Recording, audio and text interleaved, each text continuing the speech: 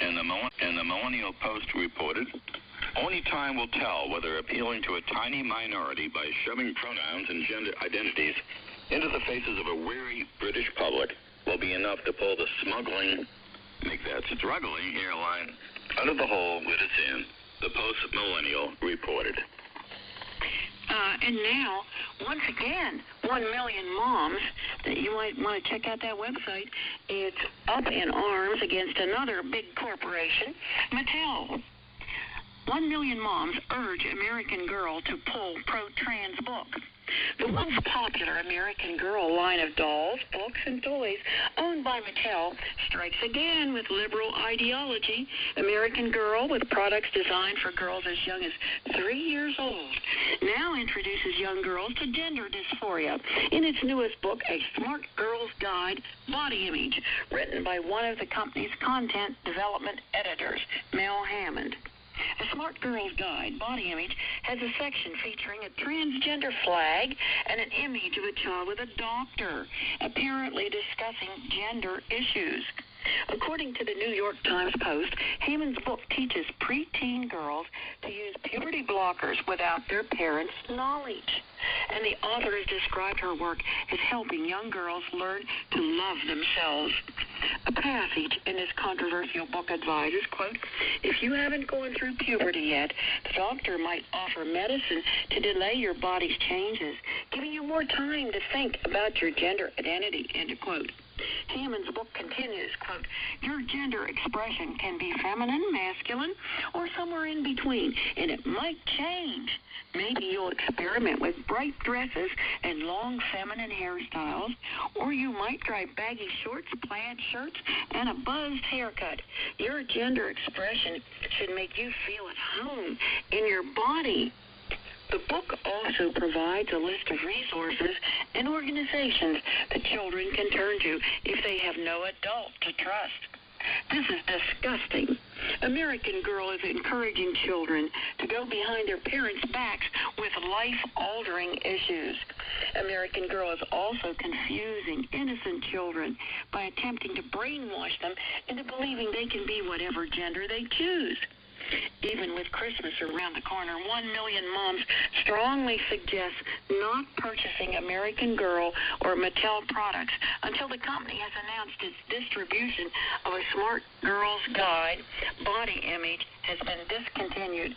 Please inform your friends and family as well. Take action. Sign our petition urging American Girl, owned by Mattel, to immediately discontinue its distribution of A Smart Girl's Guide, Body Image. And remember, listeners, this is 1 Million Moms, the website, if you go to sign their petition. Lou and I did sign a petition about Hallmark last year. We're going to have to look into this one, too. Lou? And a second corporation. Alert from 1 Million Moms. Disney announces first official LGBTQ teen crush in the movie Strange World. Alerting all parents. 1 Million Moms need your help to make sure as many people as possible are aware of Disney pushing the LGBTQ agenda on families, especially children, in the animated movie Strange World that hit theaters on Wednesday, November 23rd. Disney is no longer being discreet, but now Disney has traded its subtlety for intentionality. Strange World is a film about a family of explorers traveling to a new and bizarre land. In one scene, the character Ethan flirts with a boy named Diazo in front of his friends, who tease him in a friendly and warm-hearted way. His father, Searcher Clade, later joins in and embarrasses him in an, quote, over-eager show of acceptance, unquote, according to a scene description by Variety. The scene portrays the son as being very shy in front of his boy crush, and his dad comes in and says, quote, so nice to meet you. My son talks about you all the time, unquote, further embarrassing his son.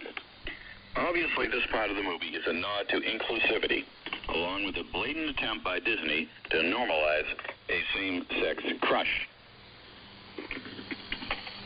Elizabeth? Yes, and CBN News, to pick that story up a little further, reported that right after Florida passed its controversial Parental Rights in Education Act in late March, Disney CEO Bob Chapek promised to be, quote, a better ally for the LGBTQ plus community. Likewise, Carrie Burke, president of General Entertainment for Disney, declared that she hoped to see, quote, many LGBTQIA characters in all genres of Disney entertainment. The Disney that parents knew as children is long gone. Disney has now decided to be politically correct instead of providing family-friendly programming. But Disney should stick to entertaining, not pushing an agenda. Please share this with your friends and family to make sure they are aware of the gay teen romance in Strange World and are not blindsided by it. As moms, we all want to know when Disney is attempting to desensitize our children by normalizing the LGBTQ lifestyle. Take action. I encourage you to join us in telling Walt Disney Animation Studios that we are not buying what they are selling. Sign our pledge and commit to boycotting the new movie Strange World. After you sign the pledge, please share this alert via email and on your social media pages. Help us spread the truth about this Disney film today. Maybe the apex is a following moral transgression on stage for children. The title, Sick. Drag queen teaches young girl to twerk while shaking his nearly naked butt in front of children at an all-ages drag show. This appeared Friday, December 16th at National News by the news editors. At a, quote, all-ages, unquote, drag show in New York City, white liberal parents proudly took their young children to see a half-naked man sharing his bare butt in their faces. As an overweight man in a thong awkwardly leapt around in a small stage, he somehow gathered a massive crowd, many of whom were children. And I'll just interject here, this is Lou speaking. There were some pictures here, but I don't think you want to see them. They were pretty repulsive. And this article was by Amber Crawford, republished from the website 100%fedup.com. There are many things that are baffling about this event. The first of which is why a parent would think this is appropriate to bring your child to. When did a man without pants, one who's shaking his rear end in your face, become a family-friendly activity? Second, what about a man in heels and a thong? I should say it this way. What about a man in heels and a thong so attractive to these left-wing parents, or anyone for that matter? It can't be argued that this is a legitimate performance of art because, as can be seen in the video, the only thing the drag queen does is shake his butt and jump around. No skill was displayed that should have in any way garnered applause or attention. The popular Twitter account, Libs of TikTok, posted a video from the event. While the majority responses expressed outrage and horror, some liberal Twitter users shockingly tried to downplay and justify the situation, arguing that nothing was wrong with the event. And Tom Chapman, a liberal news editor and, quote, freelance film writer, was a staunch defender of the event, making fun of the, quote, far right for being disturbed by a man parading around half-naked in front of children. One of his tweets, which he quickly deleted after receiving major backlash from others, suggested that the only way you could find this disturbing is if you were an overdramatic far right-winger. Chapman wrote, "The far right be like," accompanied by a meme caption, "Oh, won't somebody please think of the children?" Another liberal account replied to the Libs of TikTok video, sarcastically saying, "Oh no, not butts," to which Chapman responded, "Careful, I hear everyone has one these days." Again, the liberal writer tried to, for whatever reason, pretend like the critics of this event are being irrational. All the other liberals trying to defend the contents of the video clip seemed to be making the point of how inappropriate the entire thing was, simultaneously excusing pedophilic, grooming behavior. Somehow people have been so brainwashed into the idea that drag shows are important for young children to watch that they are able to justify bringing their kids to events such as these ones. Read more at 100%fedup.com. Now, from our Moral Transgression Demons Secrets Revealed section, son of Paul Pelosi's attacker speaks out. Says his father might have been a sex slave. Thursday, December 15th, by Ethan Hoff, Natural News. The alleged attacker of Paul Pelosi, Nancy Pelosi's husband, suffered a lifetime of abuse, says his 19-year-old son, who is skeptical about media and law enforcement claims that his father even did the crime they are saying he did.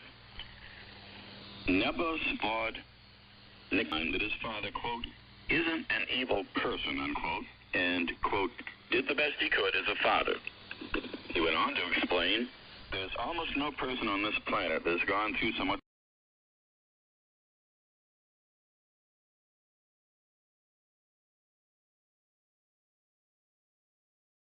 suffering.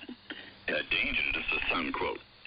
As was pointed out by Elon Musk, the new head of Twitter, the Poppy may have questions as to what his involvement was with Pelosi. And a related article, that Poppy is technically an illegal alien, so maybe he was just trying to find sanctuary at the Pelosi residence since the left-wing couple supports open borders. Back to the article, why would the Poppy have attacked Pelosi with such precision unless they knew each other?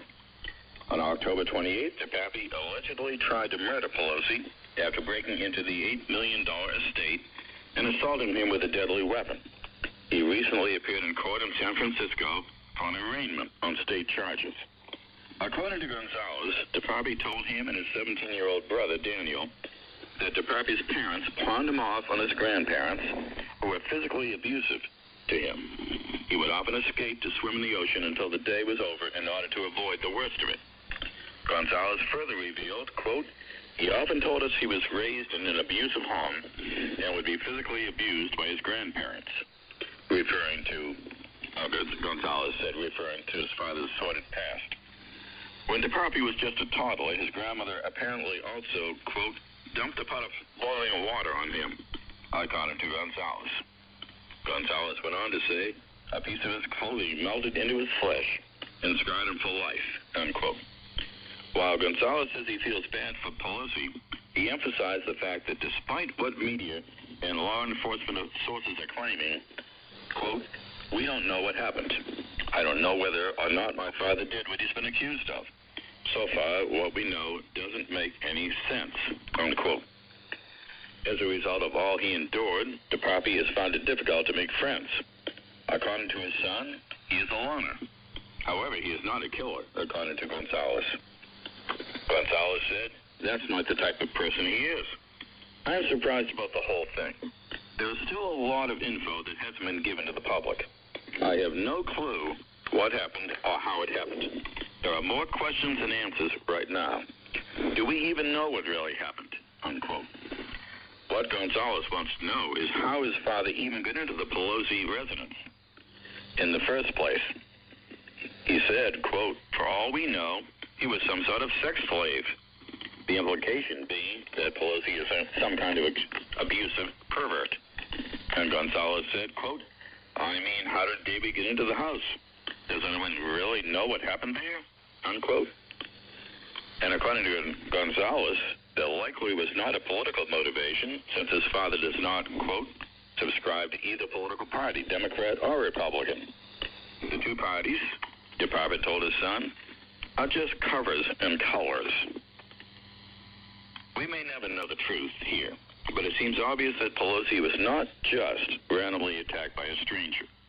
What his relationship is and was with DePapi deserves a full investigation. And as Lou and I have realized earlier, almost every December demon leads back to the abominable bioweapon COVID clot shot.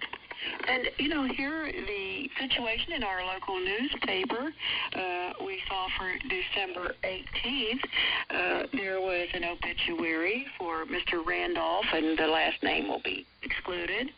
Randolph so-and-so passed away unexpectedly on Monday, December 12, 2022, at the age of 76. And it goes on to tell how Randolph had entered the Navy and rose to the rank of first lieutenant while serving for 3 years. And after the Navy, Randolph graduated with an MRNA from the University of Virginia School of Business there, and it talked about him a little bit more, that he enjoyed many things in life. He loved boating, music, concerts, sports, especially the Yankees, Bud Light, golf, making plans. Yes, he loved planning for himself and others, even if they didn't ask for it. His favorite words of advice were, if you fail to plan to fail. We find that very sadly ironic, because perhaps he didn't plan to be killed and die suddenly at the age of 76. In that same newspaper, there was another headline, and of course this will ensure that there will be more Randolphs in the future if the gaslighting goes on about the people telling the real truth. Sue Peters in the movie, the blockbuster movie, died suddenly. But here's the headline. Pfizer receives $1.96 billion COVID-19 medication order from the Pentagon. Oh, yes, Lou, I told you every institution in society had gone bad, and that certainly makes the governmental agencies at the top of the list. So just a little bit from this, the Pentagon has made a big $1.96 billion, that's not millions, listener, order from Pfizer Incorporated for its COVID oral medication Paxlovid. That is according to a Defense Department procurement announcement December 13th. The U.S. Army made the order following up on a previous $4.85 billion order for Pfizer's COVID medication in September, and a $442 million order for the therapeutic in January. That brings the Pentagon's tab for the Pfizer coronavirus medication to $7.25 billion, according to procurement records.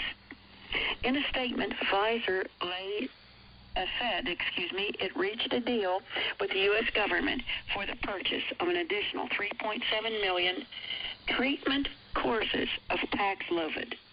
The purchase supplements the $20 million treatment courses previously contracted by and already delivered to the U.S. government.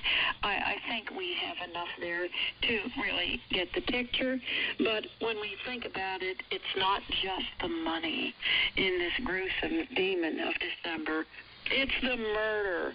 It's the transgression, the murder of the tiny, the helpless. And here, LifeSite News, the headline, December 16, 2022, by Emily Manchia-Racino.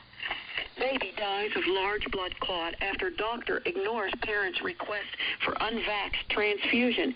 Cornelia Hertzler said doctors discovered a blood clot in her infant son within a few hours after a transfusion of blood from a general blood bank. Lou, this is a disgrace. We've heard Dr. Jane Ruby talk about this and lament that the Red Cross is doing nothing about this. We're having these people shedding the spike protein. These people are giving blood, and what's happening now? We're seeing it. Spokane, Washington. A baby boy in Washington State died of a large blood clot after a hospital gave him a blood transfusion from a general stockpile instead of from an unvaccinated donor, as his parents requested. Soon after baby Alexander was born on January 3rd, 2022, his parents, Cornelia Hertzler and Ron Bly, discovered not only that his esophagus and trachea were abnormally connected, but he had a heart condition, double outlet right ventricle, in which oxygenated and deoxygenated blood are mixed, which required surgery for long-term survival. In order to undergo neonatal heart surgery, Alexander was airlifted to Providence Sacred Heart Medical Center in Spokane, Washington, a Catholic hospital, as confirmed to LifeSite News, where his parents made clear to the hospital that they did not want any blood transfusions from the blood bank because they were, quote, worried about blood from vaccinated donors causing blood clots. Bly explained to Louisa Clary of the Vaccine Safety Research Foundation on Thursday that their caution was provoked at least in part by the death of a friend who was in her 60s and was very healthy, but who had a heart attack 3 days after getting the Moderna shot. After repeatedly telling the parents that using unvaccinated blood from a directed donor would be very difficult and, quote, very expensive, the hospital finally conceded the day before Alexander's first operation, quote, that all the family needed to do was fill out a few forms to accept and utilize blood from specific donors, reported Brian Wilkins, editor-in-chief of the COVID blog. Turns out the entire process was relatively easy and inexpensive, said Hertzler. However, as Bly pointed out to Clary, the hospital still kept delaying on providing the paperwork to get directed donor blood. Thus, the paperwork was not processed in time for the parents to use the unvaccinated blood for a transfusion by the time of Alexander's second operation. While the surgery itself did not require blood, Dr. Elaine Beadle determined that Alexander needed a blood transfusion the next day due to low hemoglobin levels. Instead of waiting a few more days for the blood we had donated to be fully processed and available, the doctor used blood from a general blood bank for the transfusion, Bly told Clary. Wilkins has pointed out that Washington had a 70% fully vaccinated population by February 1st, 2022, with 79% receiving at least one injection. And so, quote, there was a near 80% chance Alexander got vaxxed blood. The doctor found the blood clot within a few hours after he got the transfusion, Hertzler told Clary on Thursday. Hertzler said that while previously the doctors had told him that blood clots are very rare in a case like Alexander's, after he got a blood clot, they said, well, this happens, but it's something a blood thinner can fix. And the blood thinners, they had them on the highest dose they could give an infant, and it did nothing. The clot just kept growing really fast, she went on. Hertzler believes that if the clot had been normal, then blood thinners would have helped dissolve it. She said that given our understanding of the findings of abnormal clots in the vax deceased, we know that it's not a normal blood clot. Bly explained in a fundraiser for Alexander that the clot grew to be enormous and, quote, he eventually stretched from his left knee all the way to his heart, unquote. A bacterial infection of MRSA colonized, and this is in quotes, colonized the blood clot, and no amount of medication or antibiotics could shrink the clot or remove the infection, unquote. Baby Alex died 12 days after surgery on February 17th, 2022. He was buried in Walla Walla, Washington, after a Russian Orthodox funeral, Wilkins shared. Bly later added on Alexander's fundraising page that his wife contacted Sacred Heart Children's Hospital and that the hospital, quote, claimed they can find no record of our son, unquote. Hertzler told Clary she had emailed the records team at the hospital and was sent a form to fill out and asked to submit her ID and any name that Alexander might be listed under. She said, quote, I sent my last name, his last name, like his last name, like his legal name, and she tried every single name and couldn't pull anything up and said, I can't find any record of him being in our system, unquote. LifeSite News contacted Providence Sacred Heart Medical Center on Thursday seeking information. You almost said murder center, Lou. Well, that would have fit, wouldn't it? Yeah, crime and cover-up. Go ahead. Yeah, LifeSite News contacted the hospital seeking information to confirm a few facts on a story about a baby born earlier this year at the hospital. The staffer said, I have no information regarding that, and this conversation is terminated, unquote. Hertzler told Clary that Alexander has an honorary birth certificate because of the long delays in obtaining his official birth certificate at his birth hospital, which he said was due to his staff absence. New Zealand's High Court has recently taken temporary guardianship of a 4-month-old baby after his parents remained firm in demanding that only blood not tainted by the COVID-19 vaccine be used during surgery to repair their son's heart defect. So here again, we see the state becoming the parents You're losing your rights. Pay attention, listeners of the Divided Kingdom. And we do thank many of you for helping us during this year. And we pray that Jesus Christ's blessings will be on each and every one of you precious listeners. And we must move now quickly to the recap of this very important information from Epoch Times. We pronounce it Epoch Times. We hear others say Epoch Times. The dictionary says Epoch Times. And this was by Health 1=1 and Marina Zhang. Researchers suspect new variants of rapidly progressing brain degenerating diseases from COVID-19 vaccines.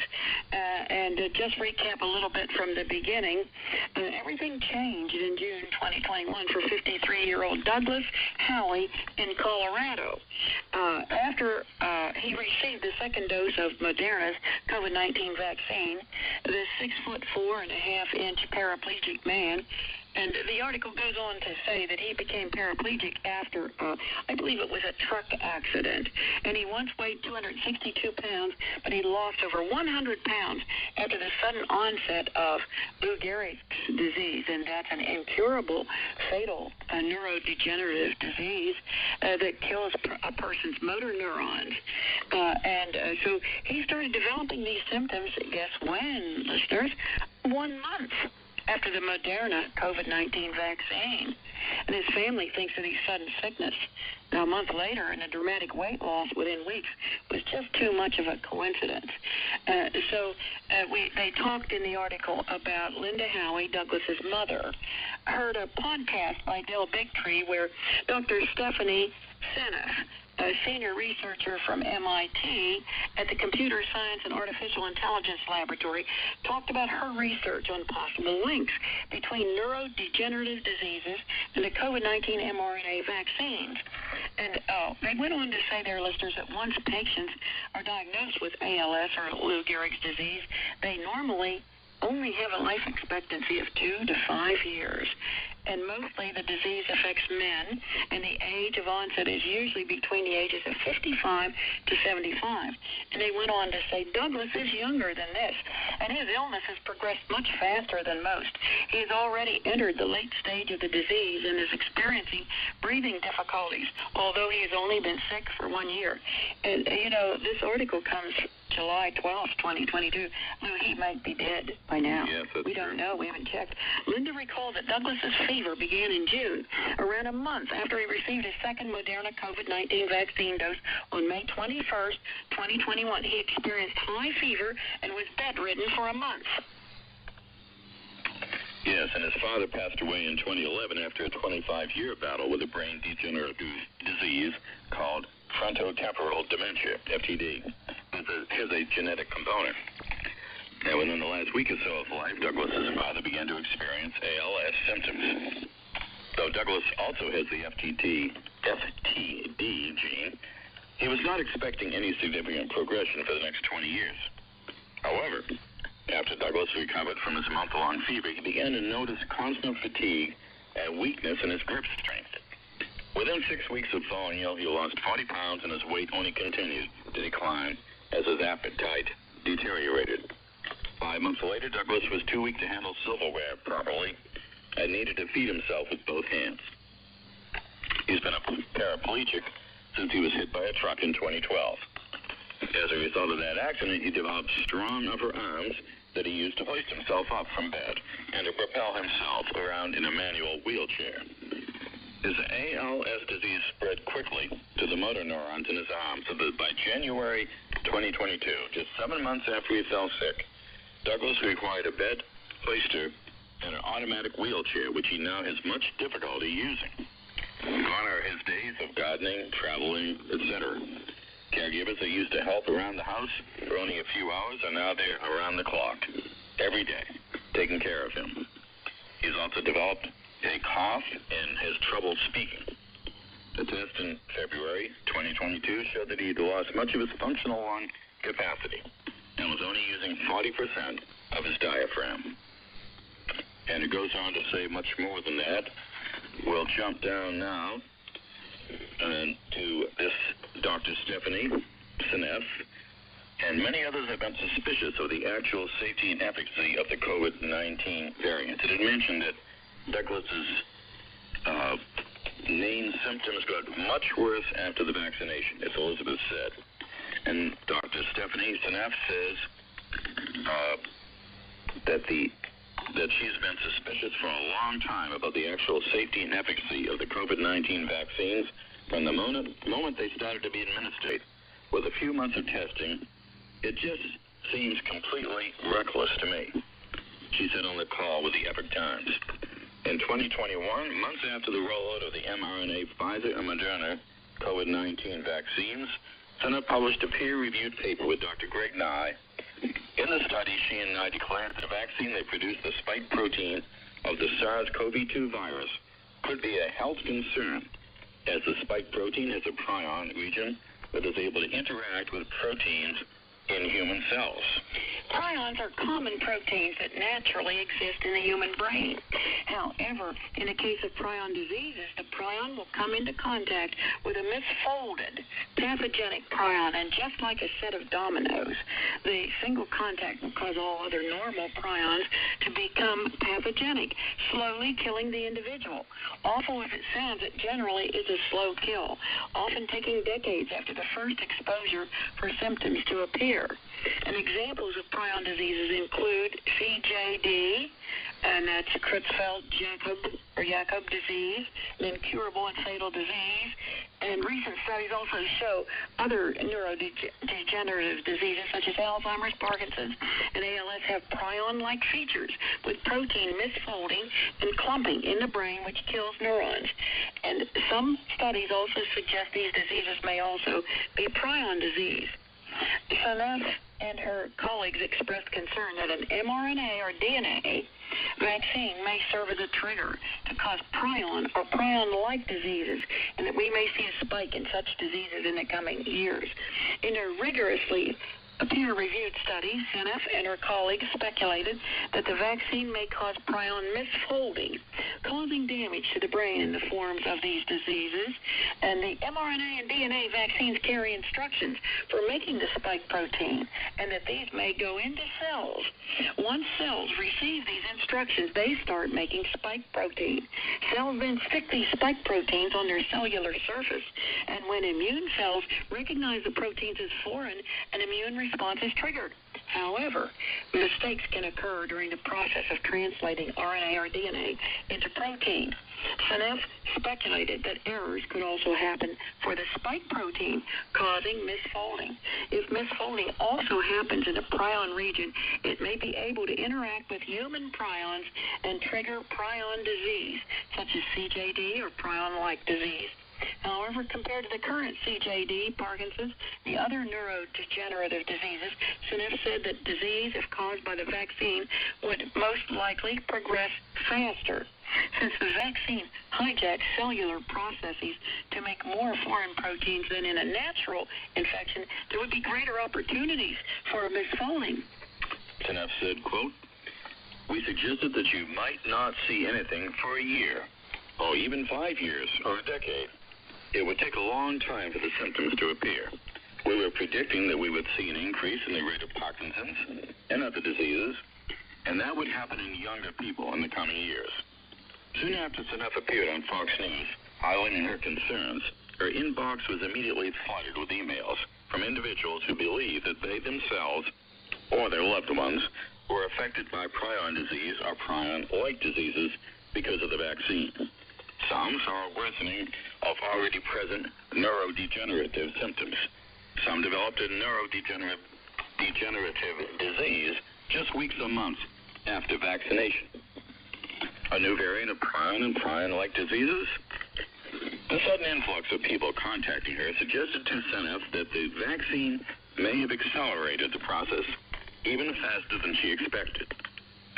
Excuse me. Quote, "It's possibly a new variant of brain-degenerating disease because it is sufficiently different from anything we've seen before," she said.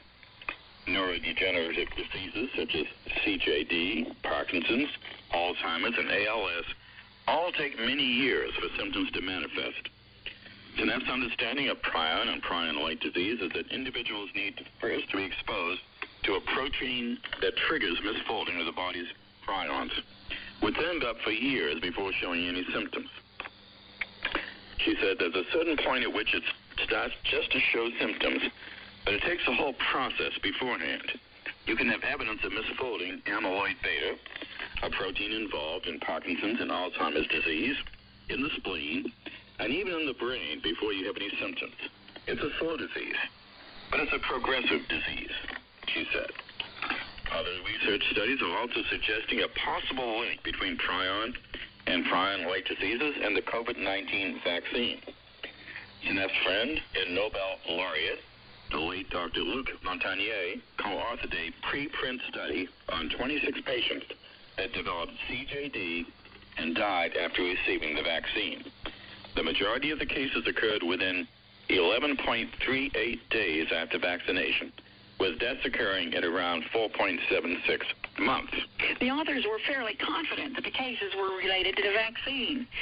Dr. Jean-Claude Perez, the study's corresponding author, said that Luc Montagnier feared during the initial release of the vaccine that, quote, the new form of CJD would affect the millions of adolescents or children vaccinated with COVID-19. Quote, all this confirms the radically different nature of this new form of CJD, whereas the classic form requires several decades, the researchers wrote.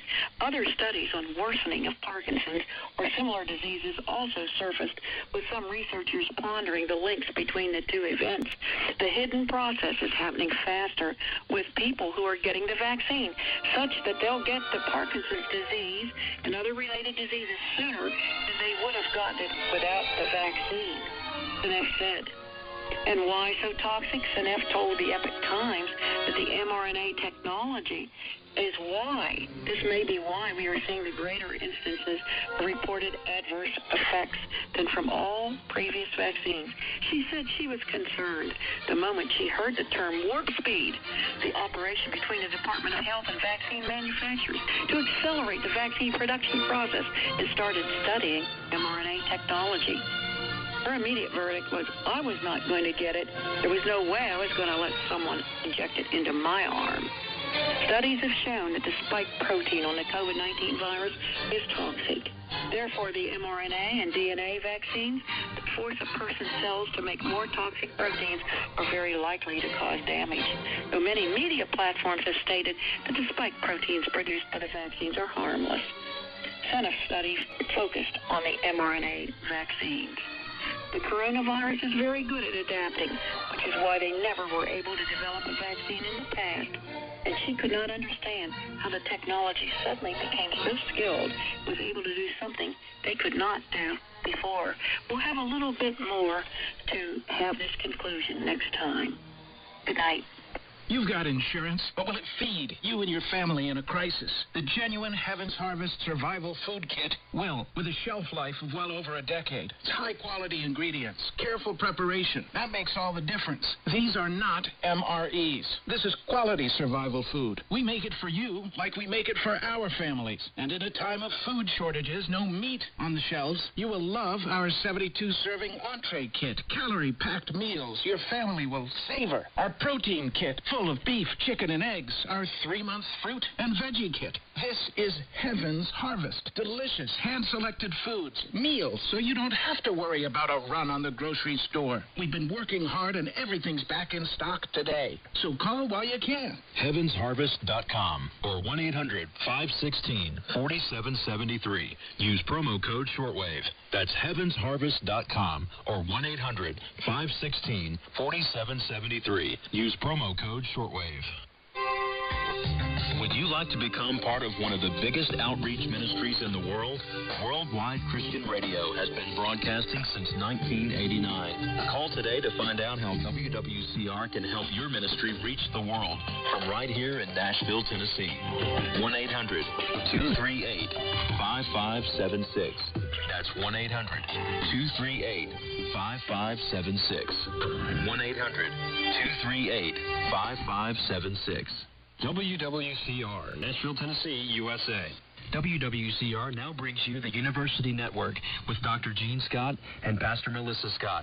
You may contact the University Network at 1-800-338-3030. That's 1-800-338-3030.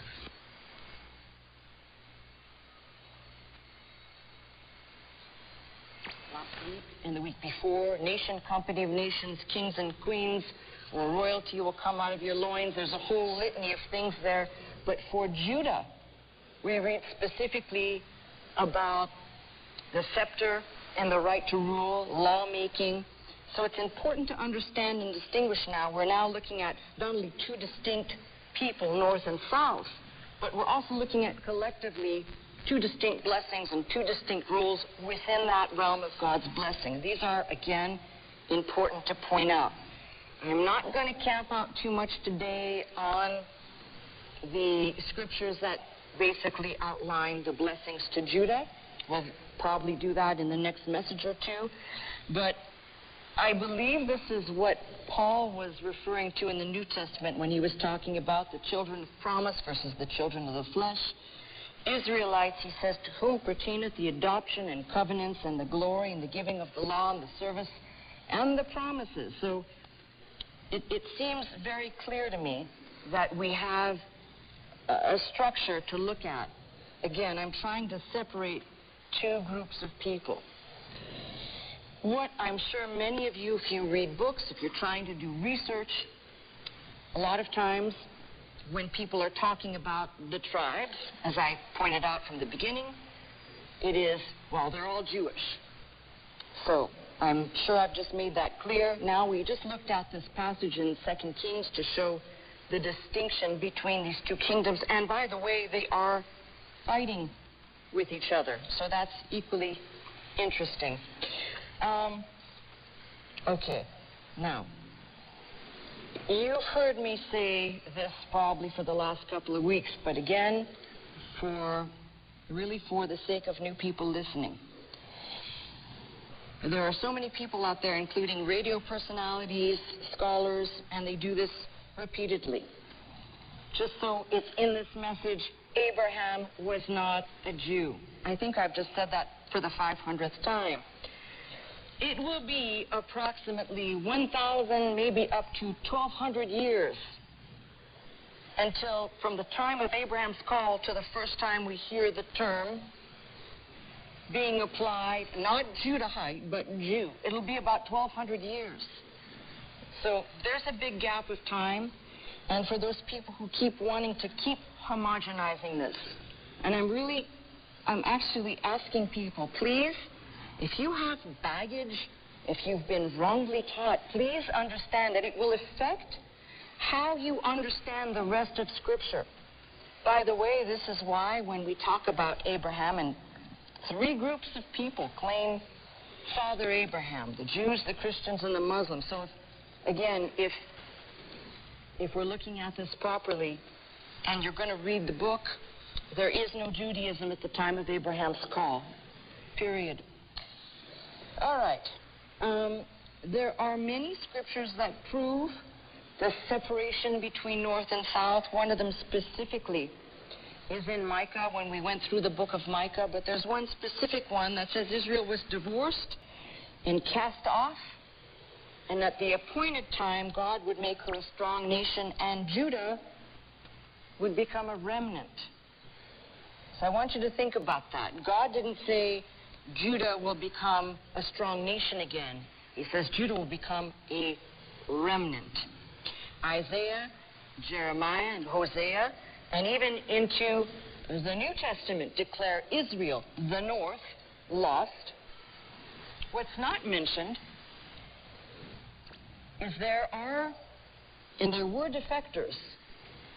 Before the northern tribes were carried away, there were people, including the Levites, by the way, there were people in the north that were from the south, that were in the north, that got carried away. And we do know, potentially, that there was another deportation in the Assyrian realm that basically would have cut into a little bit of the south and taken some of the south with them. We do know that. We do have archaeological evidence. We do have abundant proof for that. So it's not cut and dry.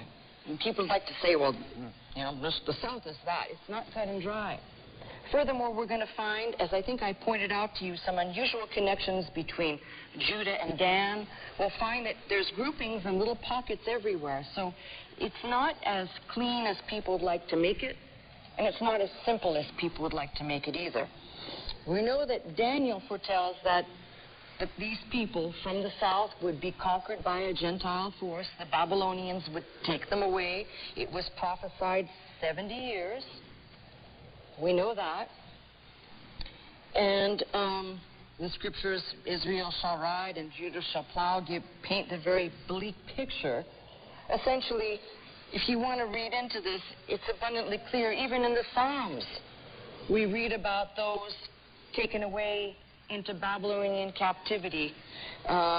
They carried us away. They required of us a song. How can we sing the Lord's song in a strange land? And these are the people lamenting there. They weren't celebrating and saying, my God is great. They were there in that land, for the most part, lamenting. And 70 years went by. Now I'm going to ask you something, because we tend to make caricature of these things. 70 years for us is literally an almost a normal lifetime. A lot can happen in 70 years. So we know that not all of these people returned after the 70 years. We also know that a lot of people forgot their native tongue as children were born in captivity and not raised in the traditions that they had been accustomed to. So, again, there would be a changing of these people. And we know that because when they return, there was a lot of people gathered at the rebuilding with Ezra and Nehemiah who basically had never heard the book, the law read. They hadn't heard anything. They didn't know anything. That's those people that possibly grew up in captivity. So do not make those people that went into captivity some caricature that they went and they were practicing their offerings and their sacrifices while they were in a foreign land. They had nowhere to do it. They had nowhere to offer anything. So I want you to think of something, because this is human nature. Human nature is when you're relieved of doing something, right? At first you might lament that you don't have the opportunity, but then at some point it gets kind of convenient, right? Laziness kicks in. Well, at least I don't have to do that. And I'm sure at some point there was even the pleasure of the fact that they didn't have to do a lot of the customs, rituals, or prescriptions that they would have done had they been in their land. So think of it this way. Very easy to forget the instructions and very easy to kind of become lax with the next generation. And that generation would not be educated the same way by oral tradition, would not be educated the same way by the Word of God. So just something to put into the equation when we're trying to figure out who these people are. Again, to show you distinct, the book of Zechariah makes mention in Zechariah 10. And the immediate withdrawal of the company Petrobras and of the logistics company Correios and Empresa Brasileira de Comunicação, EBC, the public media network.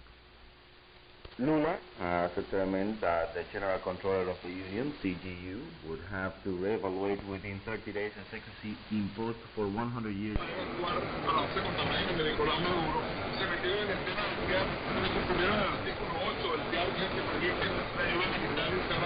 No matter whose cause it is happening, it's prophesied in the last days, perilous times will come.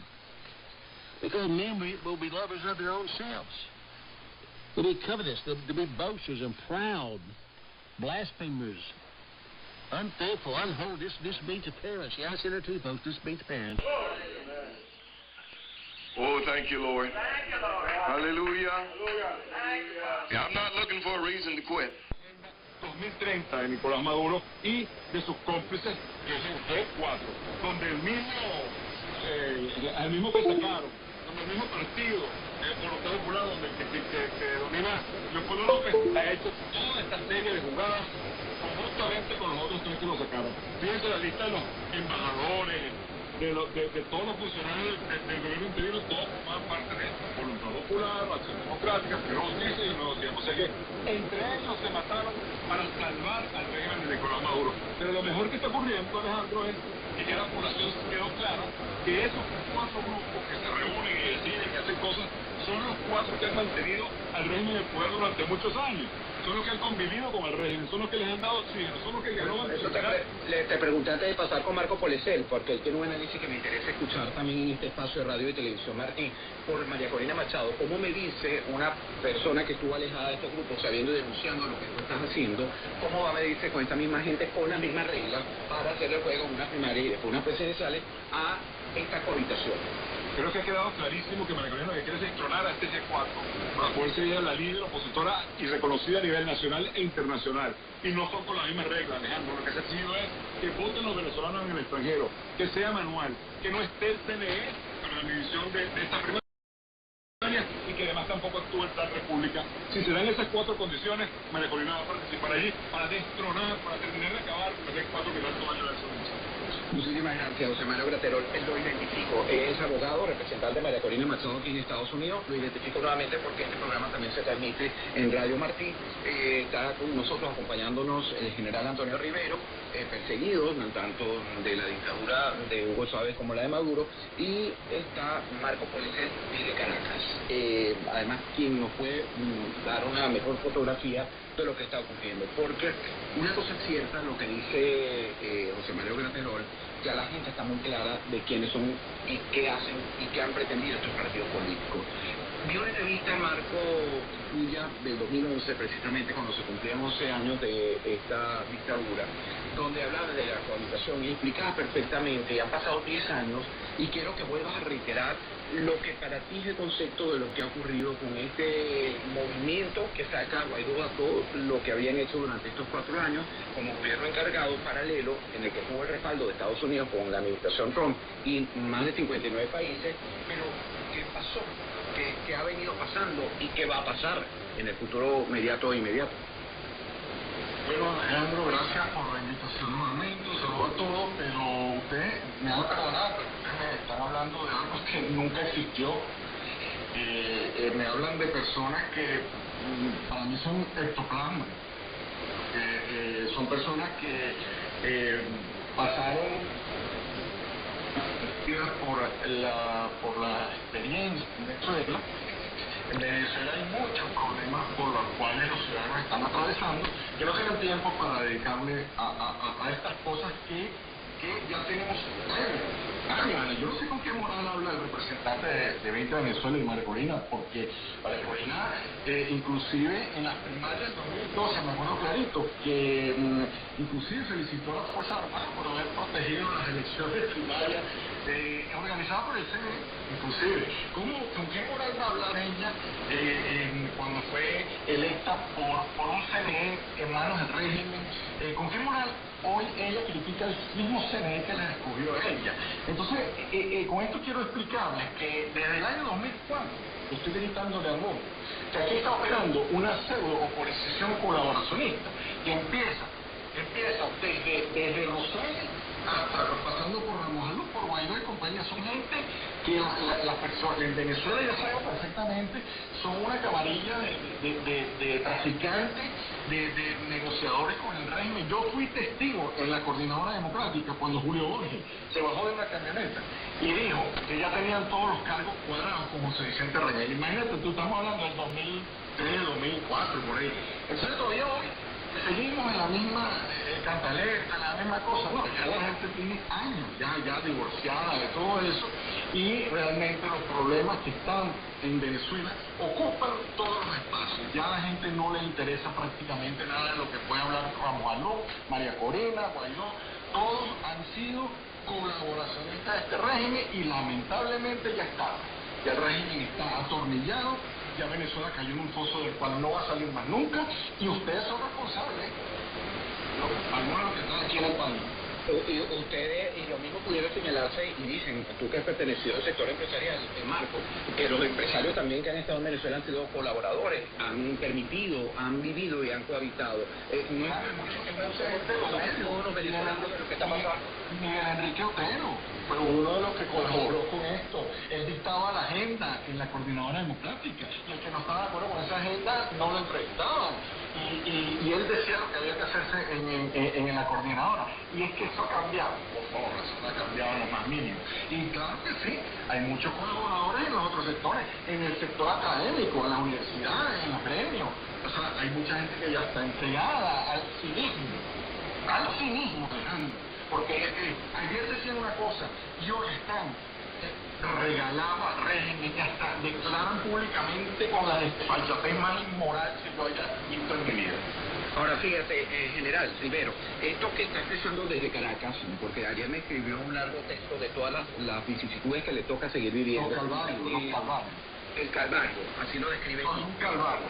De los que están dentro de nosotros, el general Rivero, José Manuel Gratero y este servidor estamos fuera del país, hemos tenido que salir del exilio. Pero esto es frustración.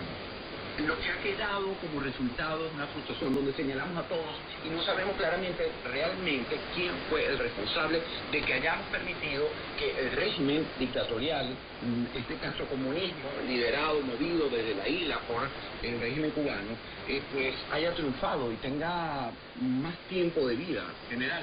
No, perdón, Alejandro, sí se sabe quiénes son. Desde ese punto de vista lo respeto, Marco. Quiero también el de Antonio Rivero y el de José Manuel Gratero. General Rivero, quiero que me lo diga usted desde su óptica. Bueno, mira, yo creo que la corresponsabilidad desde el punto de vista de lo que está sucediendo en el país es de la mayoría de quienes tenemos voz pública de alguna manera. Y por supuesto, podemos hablar de una masa humana desde el punto de vista consciente dentro de la población, pero ciertamente la dirigencia en pleno es corresponsable. Entonces ellos serán muy pocos los que, digamos, no pueden salvar la responsabilidad ante señalamientos que desde un principio estuvieron dirigidos a lo que se sembró desde que llegó Chávez al poder, el difunto traidor. Ahora, yo digo, mira, yo difiero en que esto ya llegó a un término que no tiene solución, nunca se va a solucionar. Yo sí creo en posibilidades, desde ese punto de vista, difiero además de poder ser en este sentido, de poder ser, hay alternativas. Yo vivo en contacto permanente internamente, yo tengo toda mi familia ya, más allá de la persecución, más allá de todo lo que implica internamente. Yo tuve que salir obligatoriamente porque sobre mí pesaba una persecución acérrima y porque me consideran pues parte de ese enemigo. Yo era un militar de carrera, yo no nací con Chávez, yo nací con Dede, yo tuve un cargo con Chávez que muy bien fue conocido, nunca hice una obediencia de ese punto de vista como militar ciega, sino basada en mi profesionalismo y asumí un cargo público bajo el servicio que significó, y eso no se tiñó en ningún momento de ninguna acción colaboracionista de servilismo al régimen de Chávez en su momento. Más bien fue de servicio a la comunidad y fue reconocido de alguna manera, modesta, humildemente y con toda honestidad, porque en 5 años de administración de emergencia yo salí sin cargo, sin casa, sin nada que se me pudiera colindar de corrupción dentro de ese régimen, y mucho menos utilicé, y tú lo sabes muy bien, Alejandro, nunca utilicé la palabra revolucionaria, nunca utilicé la palabra socialismo, nunca utilicé la palabra el color rojo para vestir a ninguno de protección civil desde ese punto de vista. Ahora, cuando estoy en la Fuerza Armada y doy cuenta qué está pasando en la Fuerza Armada, desde el punto de vista que ya tenía informaciones y me permite estar activo, que ya Chávez no me ha cargo, introino contra lo que es la presencia militar cubana y los rusos, que no es solamente de propiamente La Habana, sino de Moscú, y siempre lo sostengo, porque esto tiene un antecedente histórico. Todo esa investigación empecé a realizar y es lo que me llevó a denunciar desde el año 2009 internamente en las Fuerzas Armadas y desde el año 2010 cuando salgo públicamente. Entonces, ¿qué está? ¿Somos responsables? Sí, yo me siento responsable en parte porque a lo mejor con una pistola en la mano y teniendo frente a Chávez, a lo mejor pude haber acabado con él o con alguno de estos. Me siento quizás responsable en todo esto desde el punto de vista de lo que hice Policía. Y por supuesto, pero más me siento responsable de acometer acciones para poder acabar con esto, porque sí creo que hay posibilidades todavía, más allá de todo el desastre, todo el calvario que vive, que lo siento en propia carne desde el punto de vista de lo que vive mi familia y todos los venezolanos, que es mi sentimiento también como nación y desde el punto de vista de una aspiración de libertad, primordialmente dentro de lo que implica pues la situación actual. Bueno, estoy igualmente con Marco Polecel desde Caracas, el director del Frente Nacional de Derechas Unidas de Venezuela, quien estaban escuchando recientemente el general Antonio Rivero, y también tengo de invitado en el panel a José Mario Graterol, abogado y representante de María Corina Machado y de su partido Frente Venezuela aquí en los Estados Unidos. Sin ánimo, José Mario Graterol, de la confrontación, no es la idea en este espacio, es simplemente informativo. Cuando Marco Polecel hace estos señalamientos de que en este mismo panel hay responsables de que hayamos llegado a la situación política que se vive actualmente en Venezuela, ¿cómo lo recibe? Y aquí somos respetuosos absolutamente de la opinión de cada uno de ustedes no la podemos cambiar, ni pretendemos que la cambien. ¿Cómo se siente y qué puede decir José Mario Graterol? Bueno, yo evidentemente no puedo respetar la opinión de ese señor, que además me llama inmoral a mí. Y no sé qué tipo de moral tiene él cuando el sector empresarial en Venezuela ha sido complaciente con el régimen de Nicolás Maduro y hacía negocio y todo lo que tiene era por hacer negocios con los anteriores gobiernos en Venezuela. Habla de que María Corina fue electa por ese SSN cuando él estaba metido de cabeza en la coordinadora democrática, que fue otra trampa que montó este grupo de gente. O sea, por relación a la moral, el señor no voy a hablar, pero él sí, él trata de con su resentimiento, trata de... Se los agradezco porque este espacio... Con su resentimiento y su frustración, trata de decir que es inmoral en las otras personas, en vez de ver la lucha que se ha dado en Venezuela, en vez de la lucha profesional, que por ejemplo ha llegado, que él ni siquiera ha dado jamás en su vida, ni la pagaría, es diciendo inmoral a María Corina Machado y a mi persona que ni siquiera me conoce. Entonces, eso simplemente es parte de la banalidad, de los egos, Alejandro, es que en el medio de este problema grave que hay en Venezuela, en el medio de este pleito entre los cómplices del régimen criminal que hay en Venezuela, el país está viviendo una situación muy, pero muy dura. No con expresiones de no esperanza, con expresiones que esto no va a salir más nunca. O sea, esto es como una señora que está hablando ahí con otra amiga y dice que eso no va a salir más nunca y ya, y se queda tranquilo. Nosotros estamos actuando para evitar que siga ocurriendo en Venezuela lo que está ocurriendo en nuestro país, que es que la gente no tiene comida, la comida está carísima, el dólar está acabando con la economía de toda la familia venezolana. Hay gente que duerme sin comer en Venezuela y hay mucha gente divorciada de esta realidad, donde la gente no tiene luz, donde no tiene agua, donde no tiene gas. Nos estamos volviendo casi a extremos del año 2017, con la diferencia que hay bodegones de empresarios que se cuadran con el régimen, que se llaman empresarios, pero que son medio chupados, que se cuadran con el régimen, y hay comida a unos costos o a unos precios que la gente no puede alcanzar. La real población venezolana no logra alcanzar la posibilidad de ni siquiera una canasta básica de $460 para 4 personas en el país. Mientras grupetes como los que se reúnen con Gerardo Blay, con el régimen, a conversar y a hablar sobre los intereses particulares y no sobre el interés general del país, están absolutamente divorciados de la realidad nacional, al igual que el sector empresarial venezolano está absolutamente divorciado de la realidad nacional del venezolano de a pie, que no aguanta más lo que está ocurriendo en Venezuela, porque el problema es que este régimen criminal no es un régimen como las otras dictaduras que hubo en Venezuela, que eran contra los políticos que están en Venezuela. Esto es un régimen que actúa en contra de la población y deja a la gente en el primer estrato de la pirámide de Maslow, que es simplemente tratar de lograr sus necesidades básicas.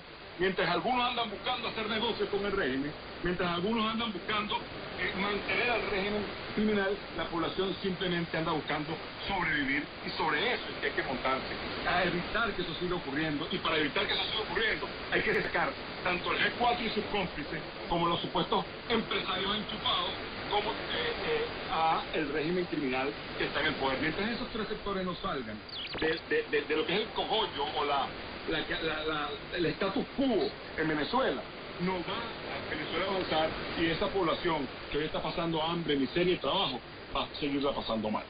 Bueno, ya le di la oportunidad a ambos. Les pido, por favor, voy contigo, Marco Poles, el director del Frente Nacional de Derechas Unidas, y en estos minutos que me quedan final del espacio, quiero una lectura rápida de los tres, pero comienzo contigo, de lo que ha sido la inscripción que tú me enviaste el día de ayer, y voy a permitirme leerla, ¿no? Alejandro, la gente pasó la Navidad con un calvario con lo de la gasolina y todavía hay cola. El régimen nos reventó los órganos hasta los últimos segundos del año con la tragedia de la gasolina. A eso súmale lo del dólar que reventó. Los precios se dispararon. Yo me tomé un tiempo para sondear las ventas de Navidad, fueron una miseria para los comercios.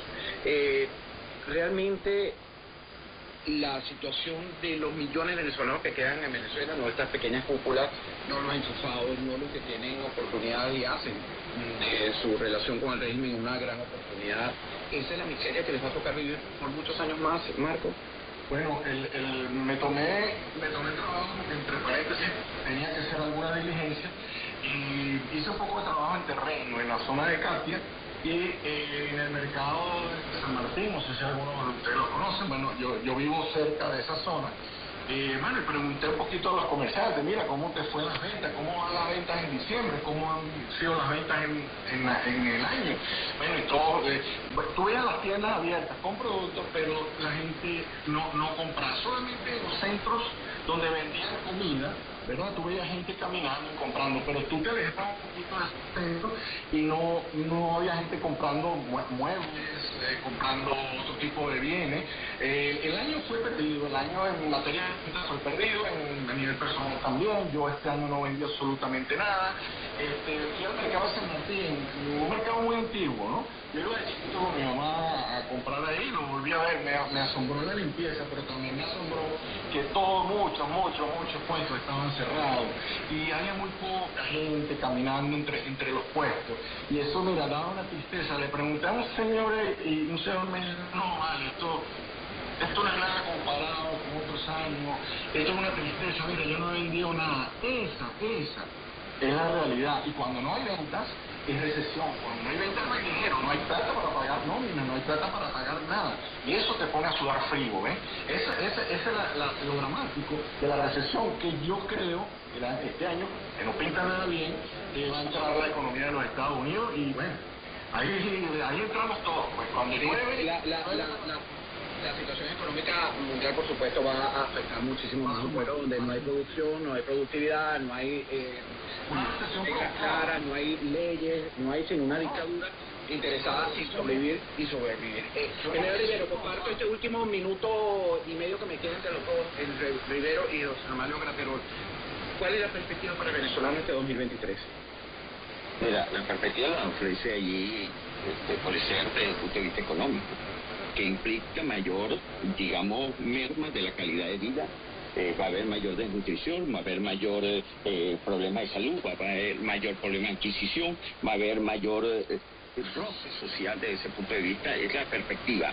La parte militar, que te puedo decir, se va a enfrascar en una latencia permanente de deserción, porque los militares de los cuadros medios bajos pues van a sufrir las mismas consecuencias y se van a ver envueltos. El delito va a incrementarse, el delito militar desde el punto de vista de proveerse de manera dolosa, y por supuesto esto va a atentar contra la institución cada vez más. La cúpula militar va a buscar consolidarse el poder y sostener el poder como el lugar. Aquí hay una oportunidad todavía desde el punto de vista militar y debe buscarse acomodar el lugar desde afuera y desde adentro. Para finalizar, la libertad debe prevalecer en cualquier objetivo y no bajo ninguna cadena de partido político. Bueno, y 30 segundos para ti, José Mario, para cerrar este espacio. Bueno, la primera perspectiva es la realidad del venezolano, que es sobrevivir ante un régimen criminal que lo que genera es hambre, miseria y muerte a los venezolanos. Y la otra perspectiva del venezolano, que tiene latente durante muchos años, es lograr salir de esa situación. Y para lograr salir de esa situación hay que cambiar a los actores. Y quienes han sido los actores durante 23 años ha sido el régimen criminal y una oposición que autodenomina oposición a ese mismo régimen criminal, que lo que ha hecho es el juego y ha sido cómplice de ese régimen criminal. Por eso, una de las expectativas de mucha parte de la población de Venezuela es que María Corina logre no ser candidata, sino ser la líder opositora de Venezuela, porque lleva sencillamente un canal ininterrumpido de la búsqueda de libertad contra el régimen criminal y puede ser entonces la vocera a nivel internacional, no la que pedía dinero y apoyo político, sino la que va a pedir todo el apoyo necesario a los fines de sacar, derrocar, tumbar, tirar del poder a una organización criminal que lamentablemente ha hecho tanto daño a Venezuela. Muchísimas gracias a los tres, gracias por habernos acompañado. Soy Mario Graterol, abogado, representante de Venezuela aquí en Venezuela, al general Antonio Rivero y a el director del Frente Unido de las Derechas Unidas de Venezuela en Caracas. A ustedes también, los que nos siguen, gracias por acompañarnos en Radio y Televisión. Vamos al próximo programa.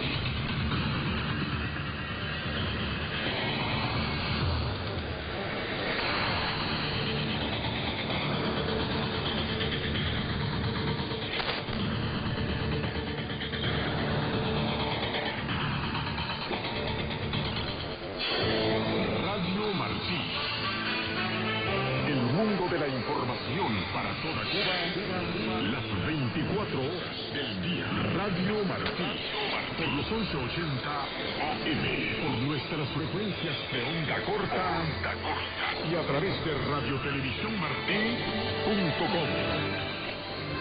Radio Martí, siempre contigo. Arcoíris, un espacio dedicado a la comunidad LGBT.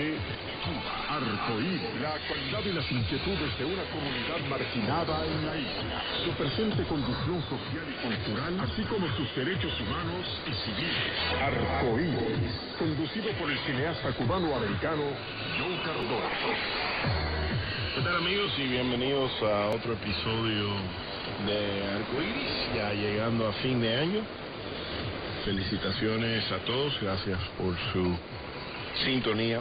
En lo que ha sido un año difícil, y antes de comenzar nuestro repaso de lo que ha sido el año 2022 en Cuba, gracias a Danilo Fuentes Cortés desde la pizarra y mi productora Patricia Martínez por su trabajo en este programa y en todos los programas que han sido 2022 aquí en Radio Martí. Y bueno, es ese tiempo, fin de año, de chequear, o ir a hacerse un chequeo con el médico, como hacemos aquí a menudo, con nuestro amigo Nelson Ganduvia Díaz, el doctor Nelson Ganduvia Díaz desde Madrid. Nelson, ¿cómo estás? Hola, para ti yo un saludo y para todos los amigos oyentes y para ese equipo estrella que te acompaña hoy, ahí en la producción del programa. ¿Qué equipo estrella ni equipo estrella? ¿Qué equipo estrella ni equipo? Están festejando ahí detrás de cristal, los tienes alborotados. Nelson, un año difícil, y yo sé que llega uno a fin de año y es día de fiestas y día de celebración, pero muy difícil celebrar en Cuba este año, porque se sigue encrudeciendo la situación. ¿Cuál es tu lectura, tu análisis sobre lo que ha sido el año 22 en Cuba? Bueno, el año 22 ha sido un año donde los cubanos han tenido que enfrentarse nuevamente a la crisis en la cual está sumergida el país, una crisis que llega a todos los sectores de la sociedad cubana y que por supuesto está afectando aún más al cubano de a pie, donde la escasez de los productos básicos, alimentación, también hemos visto un año donde se han encrudecido y endurecido también el atropello de los derechos humanos del régimen para con el pueblo y la falta de libertad. Es un año ya que ha marcado por discriminación también hacia el pueblo de Cuba, donde los apagones han resurgido después de que años atrás pues a bombo y platillo el régimen dijera que en Cuba no se iba a hacer más apagones. También ha habido victorias, una victoria por ejemplo, la comunidad LGBTI, después de tanto luchar, pues se aprobara el código de la familia y con él el matrimonio igualitario. Pues eso ha sido lo que ha marcado más bien este año, 2022, para Cuba y para el pueblo cubano. Vamos a tocar ese tema del código familiar. A mí, una situación difícil, ¿no? Porque como tú dices, es un triunfo para la comunidad LGBTI y lamentablemente pienso yo, y esto es opinión mía ya, estuvo empañado, ¿no? Siendo parte del código familiar que incluía otras cosas también que tal vez no estemos de acuerdo. Pero ciertamente para la comunidad LGBTI, y yo le doy el crédito y es un tributo a esa comunidad que lleva luchando por décadas por libertad de todos los cubanos, pero también la libertad de ellos y ellas ser libres en Cuba y poder ejercer cosas cotidianas como casarse como otros ciudadanos cubanos. Así que para mí se debe dar el crédito a la comunidad LGBTI y los que vienen luchando por muchos años, pienso yo, así lo veo yo. ¿Crees que esa es la manera de ver esto? Sí, bueno, ha sido una lucha de décadas, de años, de un sector que ha sido de los más discriminados dentro de Cuba, de los que más han sufrido desde el mismo triunfo de lo que ellos han llamado proceso revolucionario, a pesar de que, como bien he anotado y en todas las intervenciones he dicho, que no va a mejorar esto la situación real que tiene la comunidad LGBTI, que no va a acabar con la discriminación, con los actos discriminatorios, con la homofobia aún no existe dentro de Cuba, y con toda esta lucha les falta de legislación, falta de oportunidades que aún perduran en la comunidad LGBTI, pero sí ha sido uno de los reclamos que durante años ha mantenido esta actividad, y me parece que ya era hora de que pues le tocara algo a la comunidad, a pesar de que bueno, que ha sido un código que ha sido manipulado por el régimen, que se ha utilizado para mostrar una realidad virtual de lo que ocurre dentro de Cuba, inclusive para simular que dentro de Cuba se respetan los derechos humanos y que Cuba es un país o un gobierno inclusivo, pero y para desvirtuar también el proceso o otros factores que están ocurriendo dentro de Cuba, pues han utilizado la comunidad LGBTI, pero yo creo que ha sido una deuda histórica que ha tenido esa dictadura para con el sector poblacional cubano, y aún a los cuales les faltan muchos derechos y muchas cosas por alcanzar dentro de Cuba. En términos de la represión en Cuba, Nelson, hemos visto un incremento, lo vimos después de la Primavera Negra, y ahora después del 11 de julio, el 22 yo creo que marcó la respuesta del gobierno, la verdadera respuesta del gobierno después de las protestas del 11 de julio, donde vimos sentencias altísimas a muchachos, a niños en realidad, y a muchas personas que participaron. ¿Cómo ves esto? ¿Cuál es tu lectura de esto? Tú estuviste en Cuba, podemos decir recién, ¿no?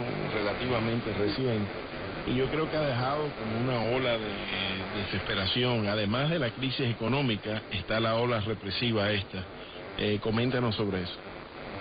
Bueno, es que ellos, cuando están perdiendo el control, es que ahora hay un buen aliado de la verdad y de los defensores de los derechos humanos y de que las personas puedan difundir rápidamente. Yo creo que son las tecnologías, que es uno de los mejores digamos, aliados que tiene el pueblo cubano a la hora de enfrentar las redes, porque rápidamente se sube la información, se hace viral, las personas comparten, se hacen las denuncias, y era algo que no ocurría, y esto a ellos los ha dejado atado de manos. ¿Y cómo están respondiendo? Pues con esta represión, digamos, para ejemplizar, que sea ejemplo de que ellos tienen el control, entonces lo están haciendo a mano dura. Hemos visto las altas condenas que están sufriendo los manifestantes de ese 11, y muchos de ellos también personas LGBTI que están encarceladas en situaciones infrahumanas, en el caso de la chica trans, que ha sido inclusive obligada a vestir con ropa de preso común de hombre, está en un cubículo acompañada de hombre, donde a veces y tal, y no les ha importado a ellos que sean niños, adolescentes, a todos. Entonces, también esto ha ocurrido que ha aumentado el desespero en estas personas. Muchos de ellos han optado por lanzarse al mar, sus vidas, como aprovechando pases, permisos que les han dado, como un método de escape, porque saben que no hay a la vista un cambio en cuanto a la conducta del régimen para la represión y para los condenados por estas manifestaciones, que fueron manifestaciones espontáneas, que no fueron organizadas por ningún gobierno extranjero, por ninguna organización, ni tan siquiera fueron organizadas por disidentes que viven dentro de Cuba, sino por un pueblo que está cansado de los apagones, del hambre, de la cola, del MLC, de que tengan que no tengan que desayunar. Entonces el pueblo se organizó, gracias a Dios,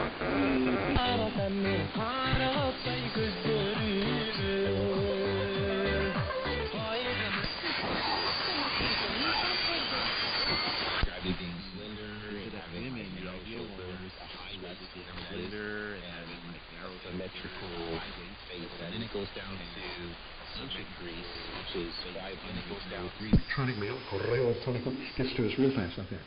Oh, real fast. And you can have it here by, it's almost instantaneous. Mathematicians and astronomers came up with a new and improved version of Egypt. When there'll be no more tears to shed, no more broken hearts, no more self-image for males and females. And I guess in 1400 through 1700, this was the Italian ones. And during this time, the idea que palpó un ámbito dentro del... Post office box 6230, in Cuba. You write that address on an envelope, stick a stamp on it, it's really important, otherwise it won't get to us, and put pray that it gets to us fast. It'll be slow, but we'll get to it eventually. It'll get to us. And the snail mail address. Once again, Post Office Box, P.O. Box 6240, Havana, Cuba. And the main thing is you write to us and let us know.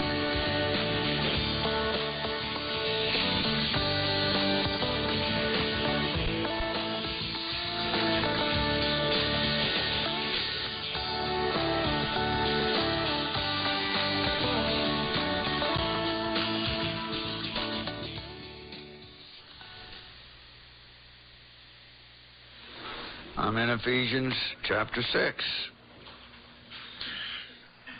Denning away. Just trying to den a truth until it penetrates.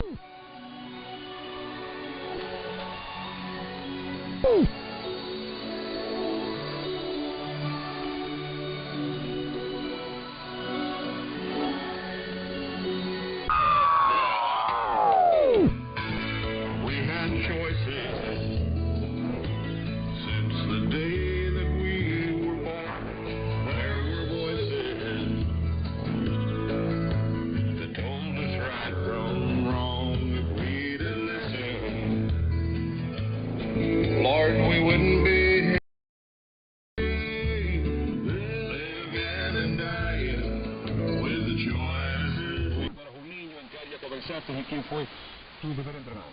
Primeramente empecé en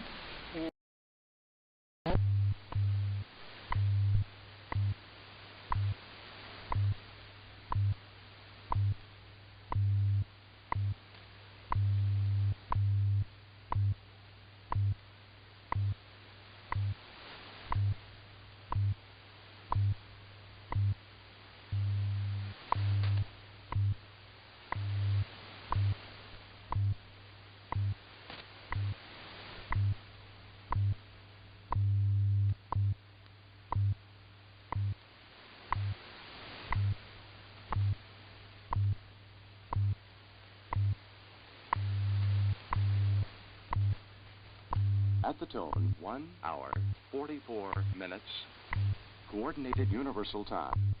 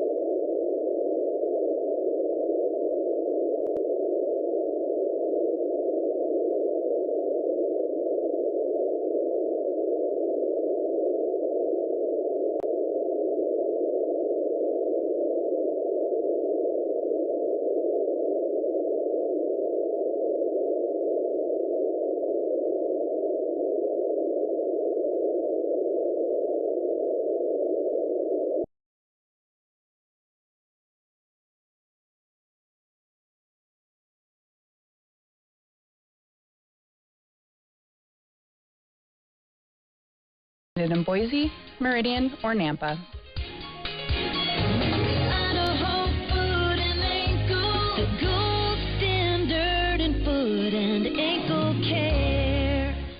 Kenny here from Cloverdale Plumbing Company. This is a personal note. 2023 marks a huge milestone for me. In June of this year, it will mark 50 years in the plumbing trade and business. I'm already partially retired and now collecting some of the money back that's been taken from my earnings over the last...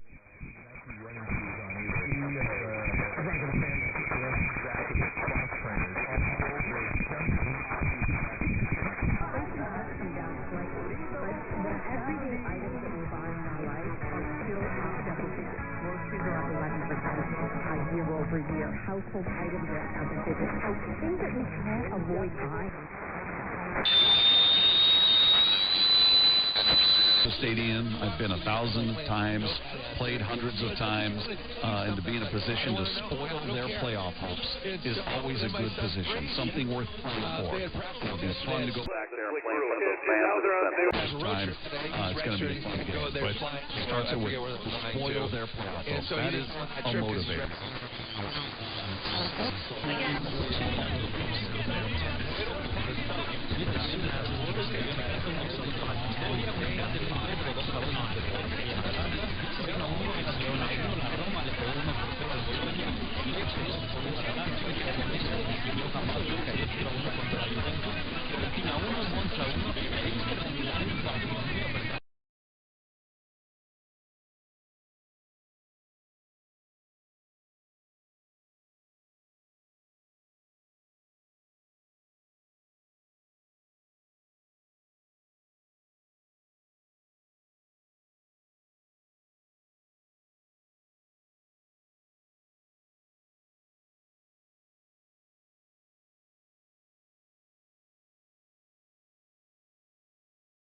Pretty good, some dedicated stations that stayed off there and brought in fun stuff, fun stuff. And thanks for the update for QT and KGR, all time well-known AMers, and of course we'll be hoping they get back out of old Doc Sawbone's graph for sure. Okay. Thanks, Jim. We look forward to catching you soon here, maybe on a local chit-chat time. All right, we're getting down there, you guys, for the next, for the soon-to-be round to check-in. I'll pick up Tom, Zach, and DVW John, and CLM Mike, Tony, and we'll be taking some new check-ins. And I certainly appreciate your patience, but hey, like Brian mentioned, you know, we kind of sit back, work on some projects. I can't think of too many places where you can hear this many AM signals from all over the United States in one setting. That's what's kind of unique about the CCA, that because of the time of the night, they bring in a lot of stations that are they're stateside, but doggone it, could be DX.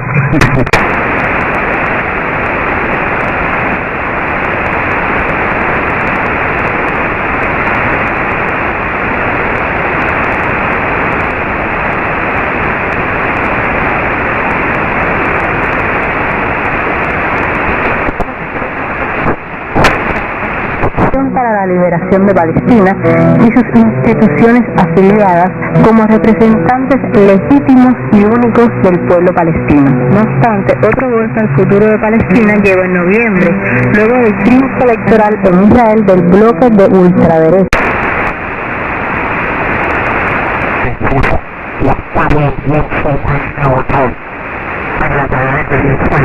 He replies, yes, he said he wished someone was able to take over the broadcast. More tests and surgery in January. It's bladder cancer. Bob Bierman is the voice you often hear on WRMI IDs, not giving his name, other than Jeff White. Find his two shows at multiple times on the WRMI schedules, Truth to Ponder and Your Weekend Show. Terry Colgan says Texas Radio Shortwave is no longer on WBCQ or Channel 292, just WI. And they have a Texas New Year 4-hour show starting UT January 1st at 0100 on 5950. The second hour only repeats on January 1st at 12 and at 21 on 15770. On Facebook, the Arctic Radio Club in the Echo.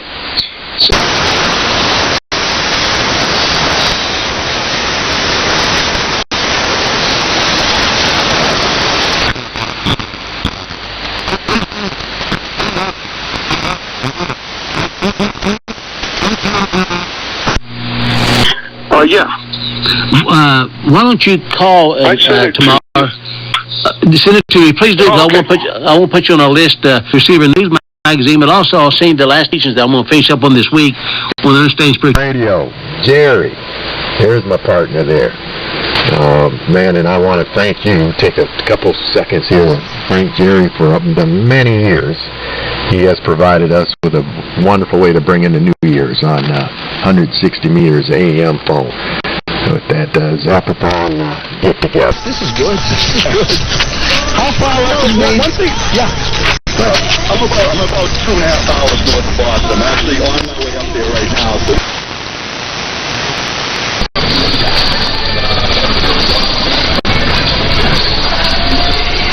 Good evening, B-Man. Good evening to Bob, and good evening to everyone out here this evening. And I want to say a good 2023 to everybody. I'm going through some health problems myself. I got doctor visits and cardiac visits and all that stuff coming up. But, hopefully we'll get past it all and be okay.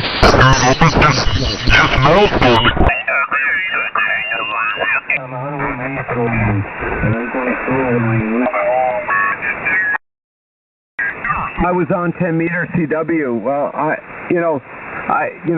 always kept my novice license and never. And CW novice, 10 meters. He checked in there here about 20 minutes ago. You could talk around the world 10 watts.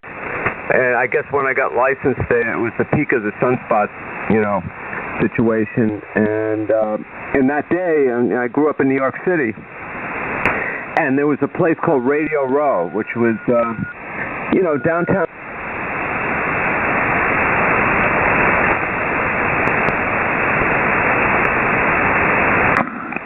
I couldn't hear him on 17 meters. That's too much noise. I never did hear him on 17 either, Charlie. Bart had about a half hour's worth of coffee. It's time for a little bit there on 40. And then I had to wait, so I don't know what took place after that. But anyhow, we had a nice little 40 get-together. And tonight on the 20V2 and the EV320 microphone, URL, tape modulation controller and spectral energy processor. And triangle full wave loop for 75 meters here. Hope everyone's doing well. I got like Tom had commented there, the signal's been great tonight, man. I haven't heard 75 any better than this in a long time. Thanks for picking us up. Good to be a part of it. And wishing everybody a Happy New Year. W0VMP, voice modulated carrier. This is W8ZEP, Zap Jerry here in Jones, Michigan. Okay, there's that. W8ZEP, beautiful thing, of course. And all I can say about Ionosphere tonight, I think RAN Bob has something to do with this. Last month was wonderful, just wonderful. And I hear the guys saying 75 has not been the most,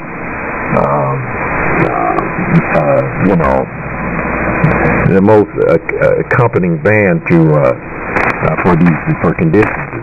It's been just a little flaky from time, but these first Wednesday CCA nets have been just wonderful, even throughout the summer. So he has a direct line with the ionosphere god somewhere. You might want to put a call in the RN and put an Zapathon and see if there's some special goofer dust he's applying somewhere. So that's my advice there, Terry. But notwithstanding, it was still a great time for sure. All right, John, CBW.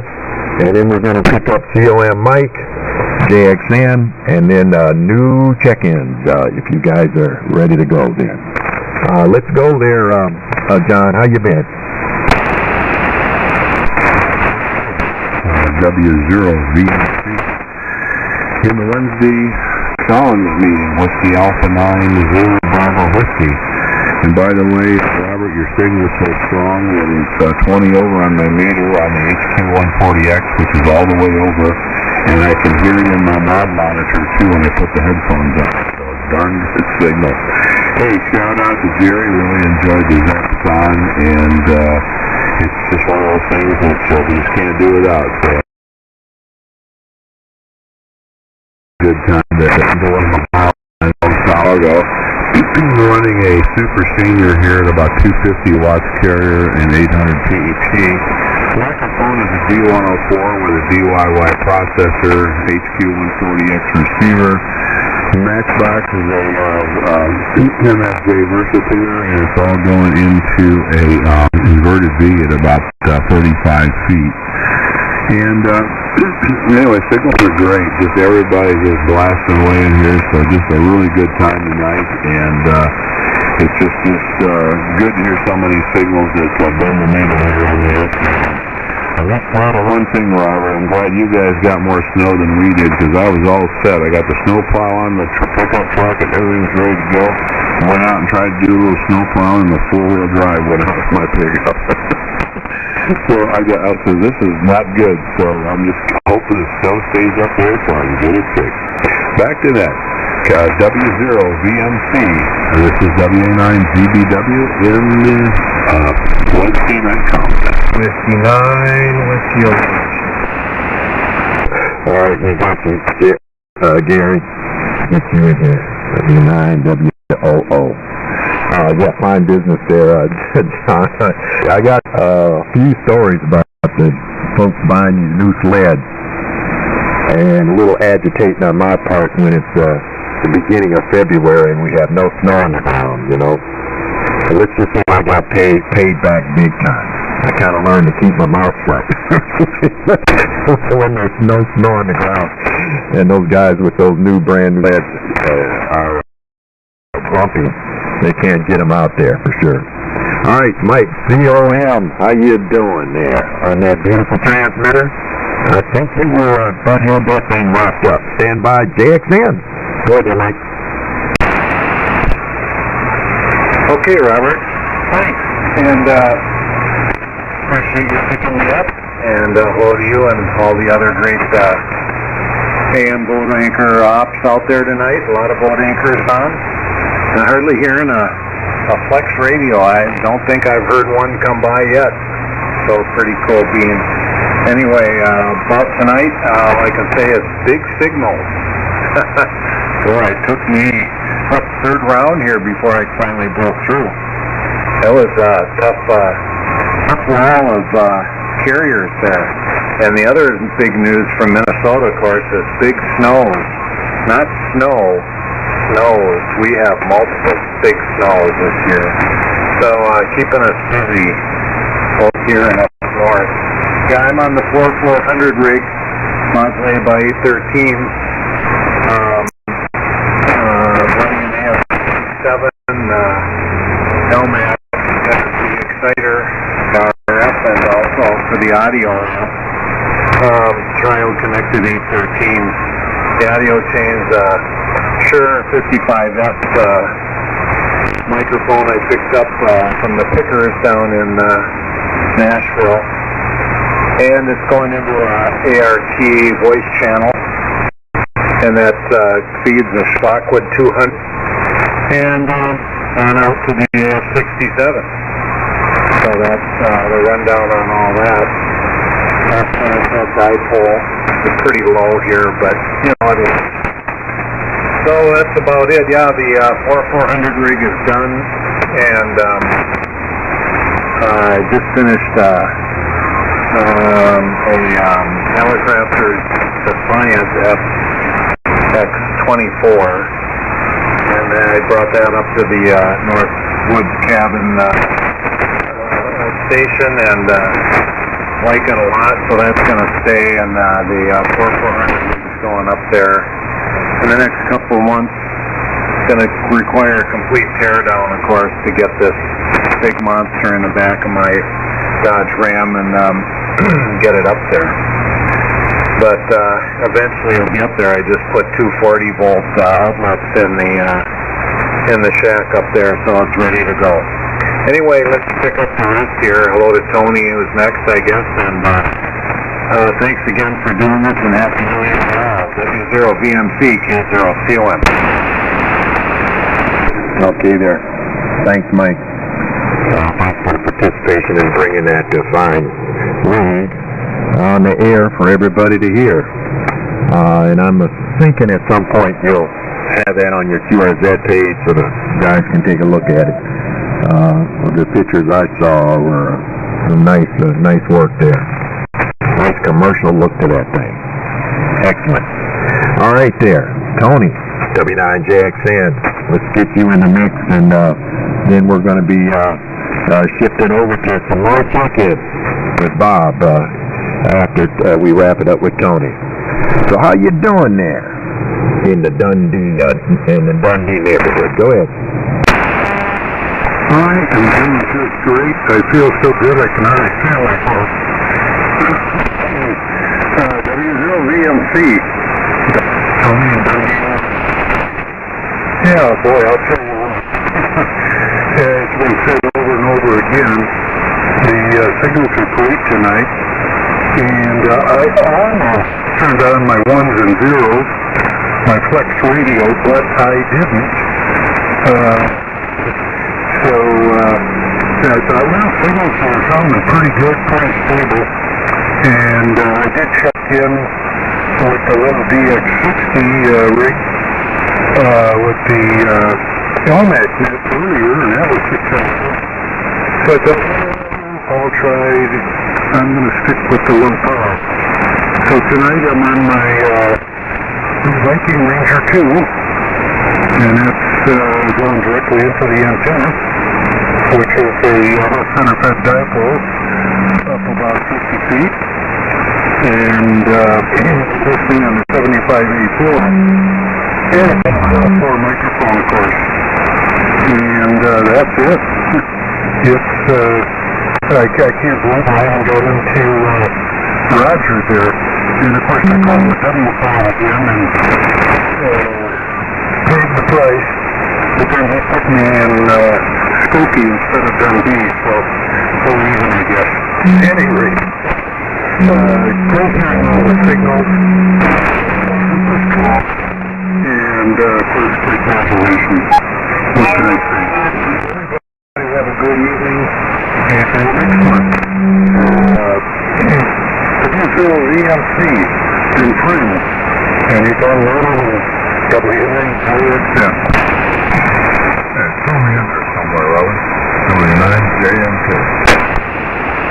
Okay, big signal on you there, Gary, for sure. Tony, Doc Ranger 2.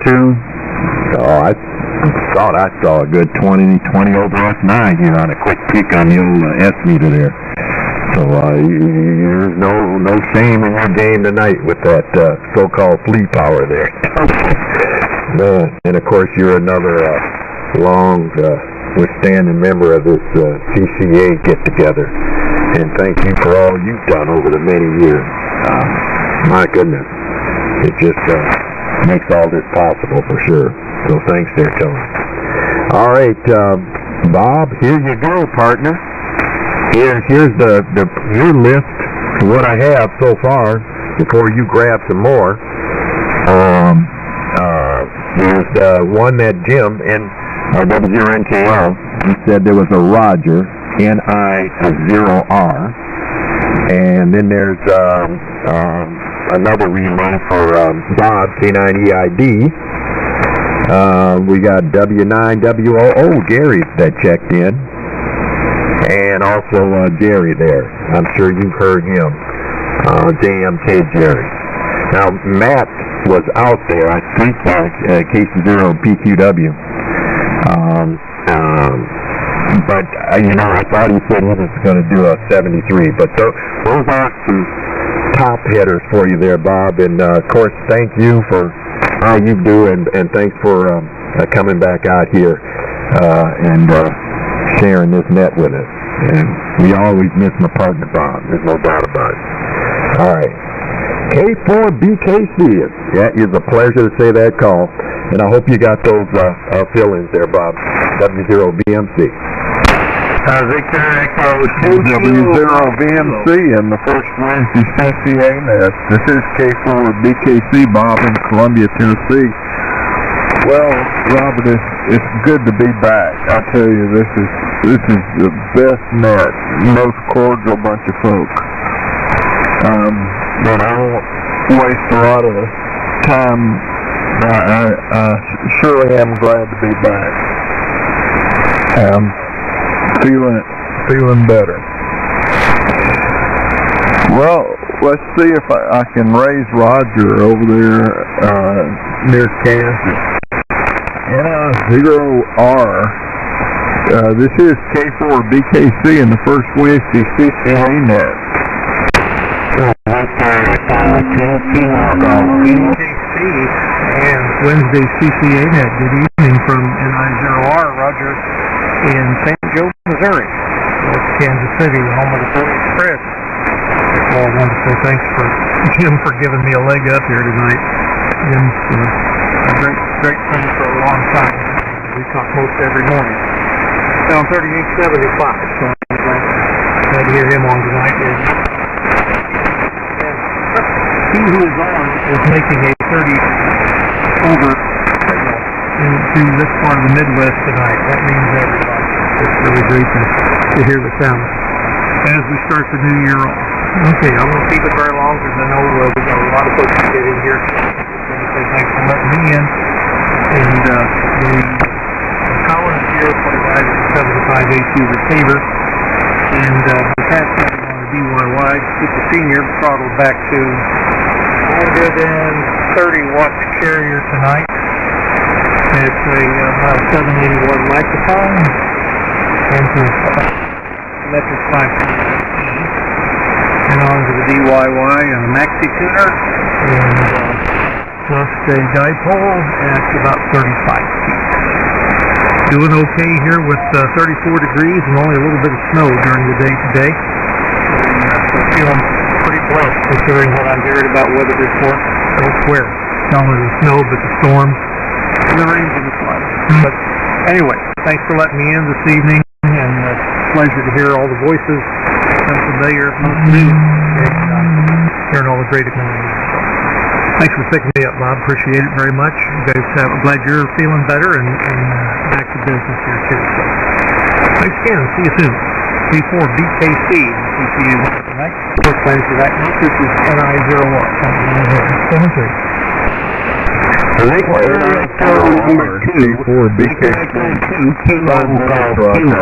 DYY Super Senior is doing a fine job, and you got a great signal in the Central Tennessee tonight. Appreciate you being there for us, and thanks for your patience. K9EID Bob and Wellville, Illinois. This is K4BKC in the first Wednesday night CCA net. Well, hello, Bob, and greetings to all. This is K9EID. Happy New Year. Sure good to hear you and Robert and all the guys that take their time to keep this net going.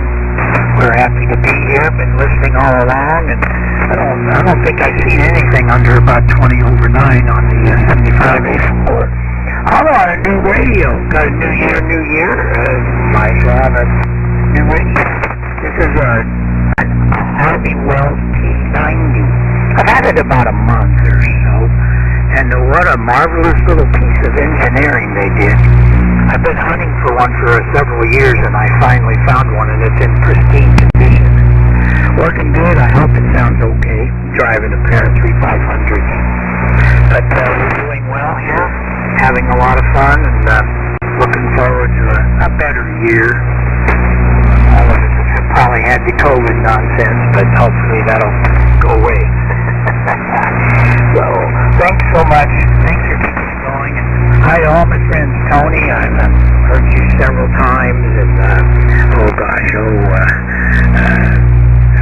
we had even K0 ZDS checked in real early. Got to hear Matt. So we're happy.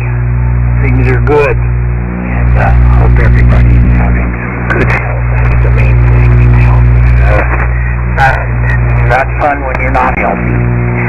K4BKC and that great signal. This is K9EID. Yep, in Belleville.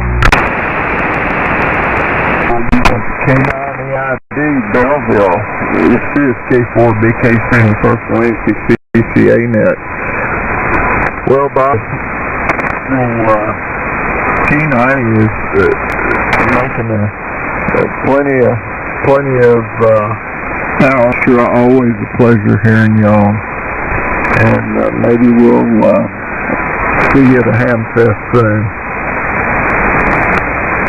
Down to Gary down there in central Indiana. WOO. This is K4BKC.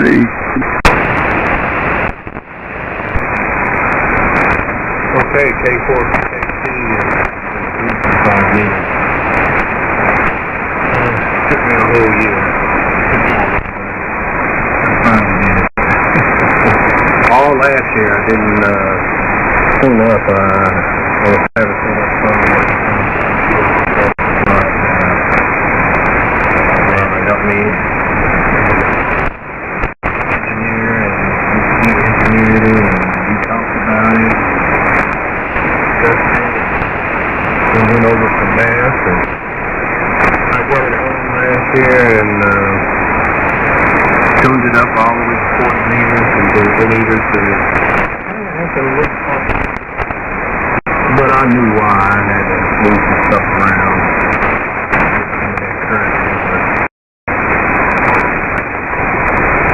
Anybody in the group, this is going to be my first test, and you can thing is working on 45 meters, and you can tell me what the signal is from east, west, north, GPS.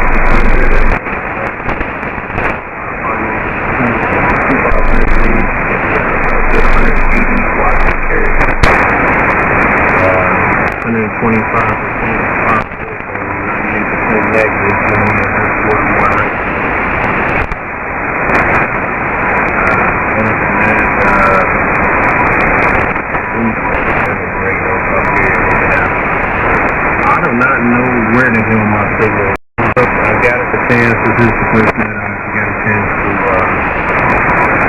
get into the beginning of the year, and now I know that this thing works on semis. I might still put a 160 and 80 meter default somewhere. So for right now, I'm going to use it. So now I know that it works. Hello to the net, everybody. BKC, back to you.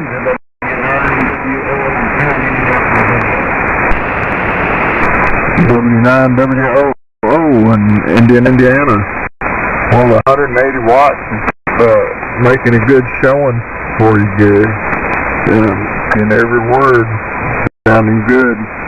And always a pleasure to hear you. Thanks for checking in with us. W9JMK, Jerry in Norway. Always got a good one down here tonight for BKC.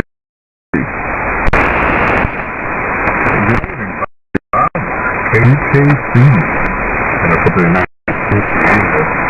Man, good to hear you back, Bob, and feeling better.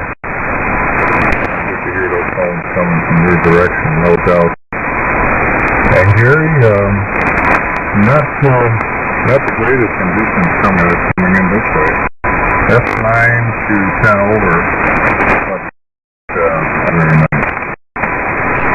Good evening, good New Year's all. Here in Norway, where it's about 32 degrees. I believe it's trying to snow up on the 20V tuning. That's being excited by the flex. Link couple sooner, and the 160 meter dipole kind of compromised.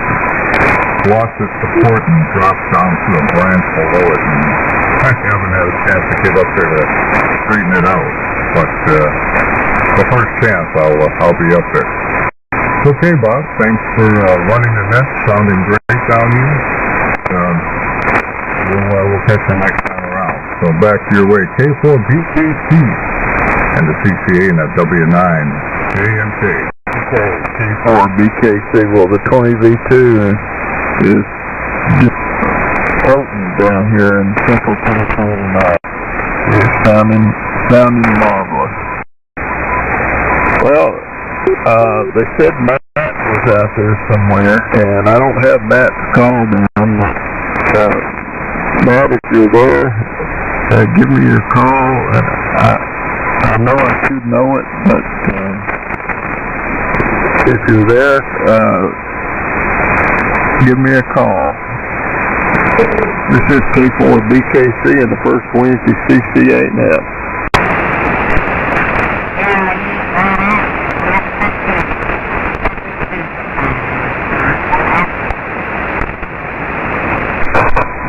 Yeah, go ahead and make a transmission, Matt. Good to hear you. Thank you.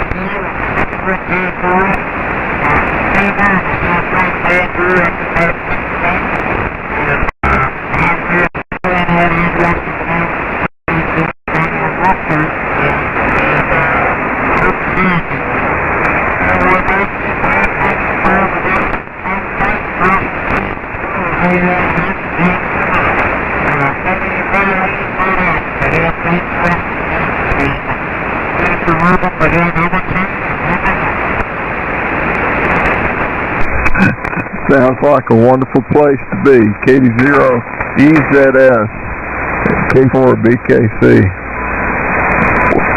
Well, thanks, Matt. The Valiant's sounding good in Columbia tonight, and I appreciate you being there. All right, I'm going to stand by for other check-ins. If you would spread them out, please. This is the first Wednesday night CCA AM net. Come now with your calls.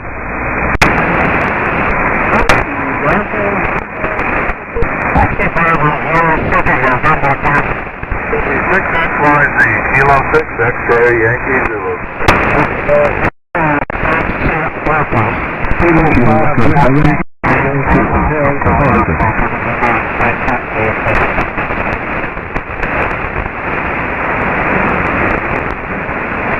Okay, out of that bunch, how about SND, XYZ, Spot Delta, and Hotel Oscar?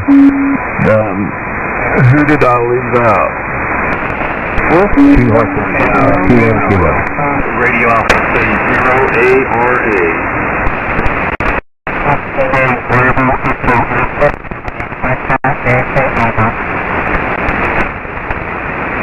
Kilo Echo 7, Kilo Kilo.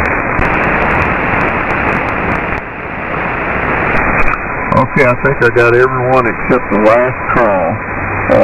Last station, we'll go ahead and Come again, please.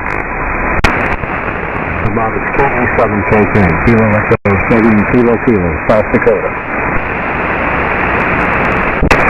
I'm business with Kilo from South Dakota. Well, Mr. FND, this is K4BKC in the first Wednesday CCO. Go ahead with your call. Go ahead and tell what's happening there.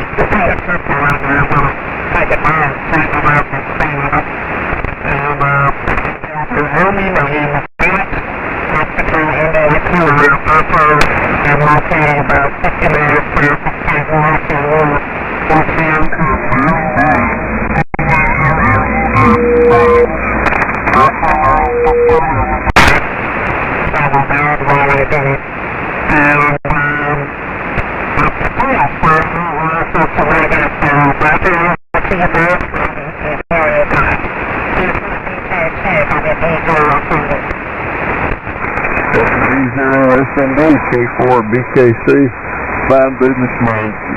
Well, the 8877 and the 32V2 just doing a fine job. Very strong signal. And the Columbia tonight, and audio sounds good too. Thanks for filling in your call for me. When everybody's piling in all at once, it's kind of hard to pick them out sometimes. I appreciate it. I think next we've got Kilo 6 X-Ray Yankee Zulu. This is K4BKC in the first Wednesday CCA net. Okay, Robert, real good. Thank you so much.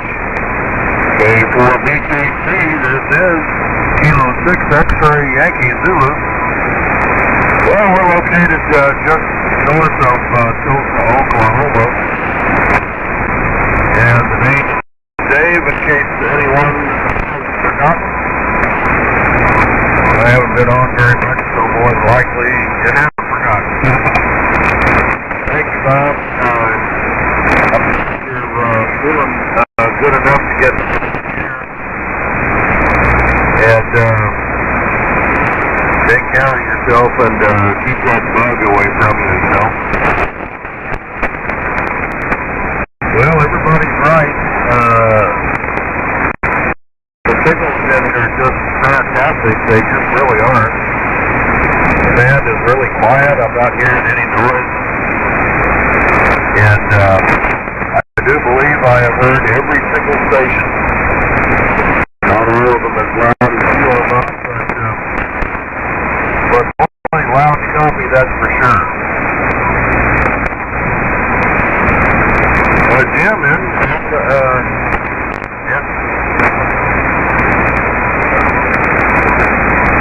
Doc, I'm going to keep every call, Jim. MKL, Jim, MKL up in Kansas. Hey, buddy, I hope you can get to Green Country this year. And I'd like to see you again. Last year was pretty good. There was club equipment for a change. Everybody must have been stirring it up for a few years. They didn't have that amp then. Anyway, looking forward to seeing you again. Bob, EID, good hearing you again, my friend. Every time I hear you, I think back to the early 80s down in Los Angeles. of those big, several hour QSOs, in the hours, you know, on 40 meters with, Parmesan, yourself, Napa down in, New Orleans. Good great Napa, you know, he has such a unique voice. But he doesn't need a call sign, I swear. Anyway, fondly remembering those days, and they're memorable, that's for sure. Tony, thanks for the thanks for the transmit, making it available to me, and helping out with the VFO as well. I should add that the equipment here tonight is the 75A4. This A4 is the W2 VC6 mixer and front end mods that are in the front of the electric radio compendium. Very worthwhile mod if you are so trying to make it. It made a tremendous improvement in the receiver. Matter of fact, I've done 4 or 5 of them actually. Let's see, what else? Wichita, if you're still listening, good to hear you again. Good to hear you locally on 90. John, FYL, good grief. Yeah, you're right. We haven't worked each other in a long time since we were all up on 3805. Anyway, got a good strong signal down here. The HD37 sounds great. As a matter of fact, back in 61 or 2. I got lucky and was able to buy one brand new, but I never used it on AM. As good as yours, I'd have probably kept that darn thing. Anyway, good to hear you. If you can, get down on 3775 on Tuesday and Saturday nights at 8:30 Central. That's where the CCA gang are. Besides the 75A4, we've got the DX60A, and of course this matching VFO. ASN is a high gain high dial with a bunch of radials. I'm listening on a mixable amplified loop tonight. Just having a good time sitting here hearing everybody, and just enjoying myself. And having a good break, this little peanut whistle. Real fun. Alright, well, the weather here has been great. It was so hot today, I actually started to sweat a little bit. I took some actual receivers over to a guy's house, and that was about a 2-hour trip. Getting those things in the van. Anyway, I've probably been on here too long, too much of a buzzard transmission. Back to you, Bob, and thank you so much for doing this, and Bob, BFC, I'm having a flashing signal down here tonight, man. About 30 over on this receiver. Great signal. Glad to be here, boys. We'll see you, and long live the CCA. K4BKC. See you on next month. K6XYZ. K6XYZ. K4BKC. Very good, Dave. I tell you, that's no peanut whistle. It sounds great. From Tulsa. Sounding really good. And I've got several stations here that I just got the suffix, and I hopefully you'll recognize your call and fill it out for me. Echo Delta, if you're there, excuse me, Foxtrot Delta, FD, if you could give me your whole call and make a transmission, go ahead. Okay, Bob. Triple at Green Case and Foxtrot Delta. Whiskey Zero Foxtrot Delta. Thank you, Bob. I know time's getting kind of short here, so I'll keep my comments very short. Over here is Mike with extreme weather. There's the Colorado-Utah border. Running pair of 813s, got an outlook by 811. Into the Johnson Rangers here to provide the RF and the audio for that match. And I kind of wanted to say, do a shout out to COM. Really happy to hear this new homebrew rig on the air. It sounded great, Mike, if you're still listening. So, Bob, I'll short because I know time is getting long here. Everything to you and everybody on the net. People of BKC Whiskey Zero Foxtrot Delta. Whiskey Zero Foxtrot Delta. BKC, very good, Mike. Thank you so much for checking in. Appreciate your patience. And thanks again for filling in the call. The 813 doing a fine job. All the way from Colorado. Good signal in Columbia tonight. The next question I have is in Hotel Oscar, I believe. Hotel Oscar. This is K4 BKC.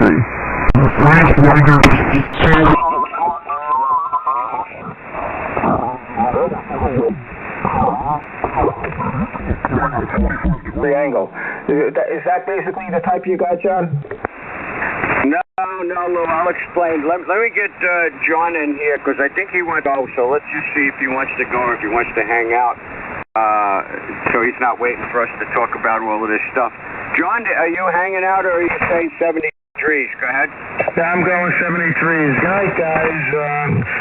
Speak to you next week, next Wednesday, and I'll speak to you, John, before we go on a trip. Hey, John!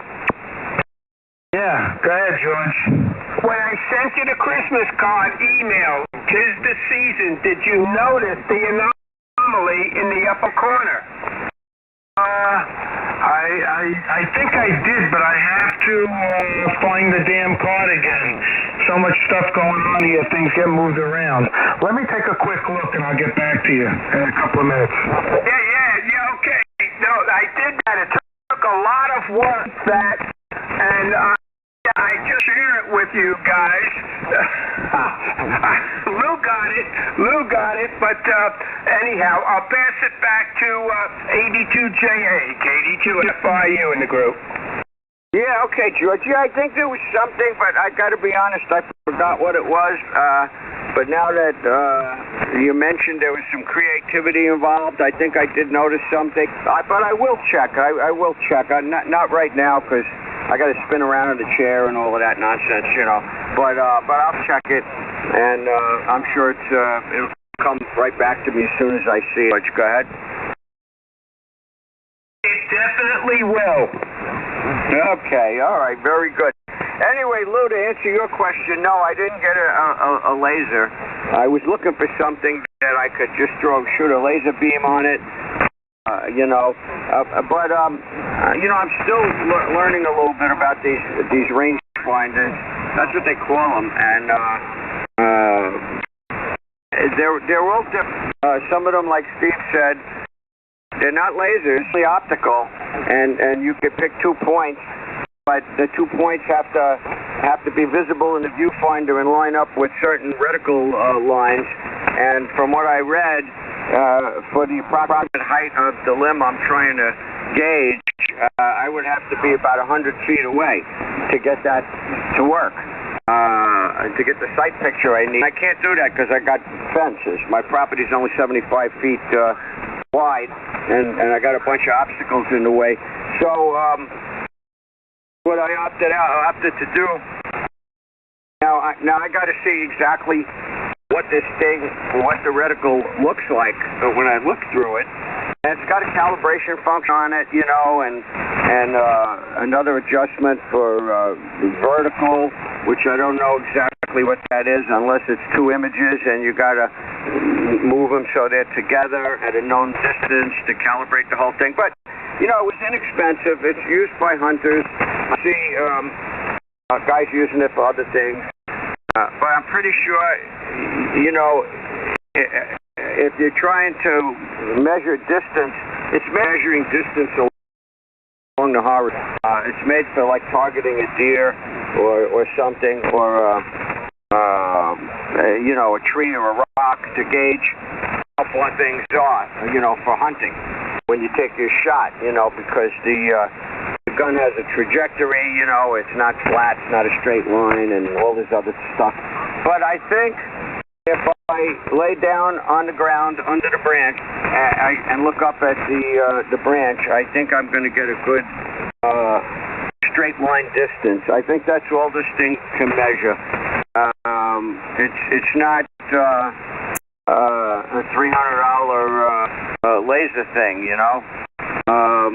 You know, and I looked at other ways of doing it. You know, you can do it with a yardstick. You know, you can hold up a yard. You can mark a piece of tape 4 feet off the ground at the bottom of the tree, and then you can walk backwards with a yardstick.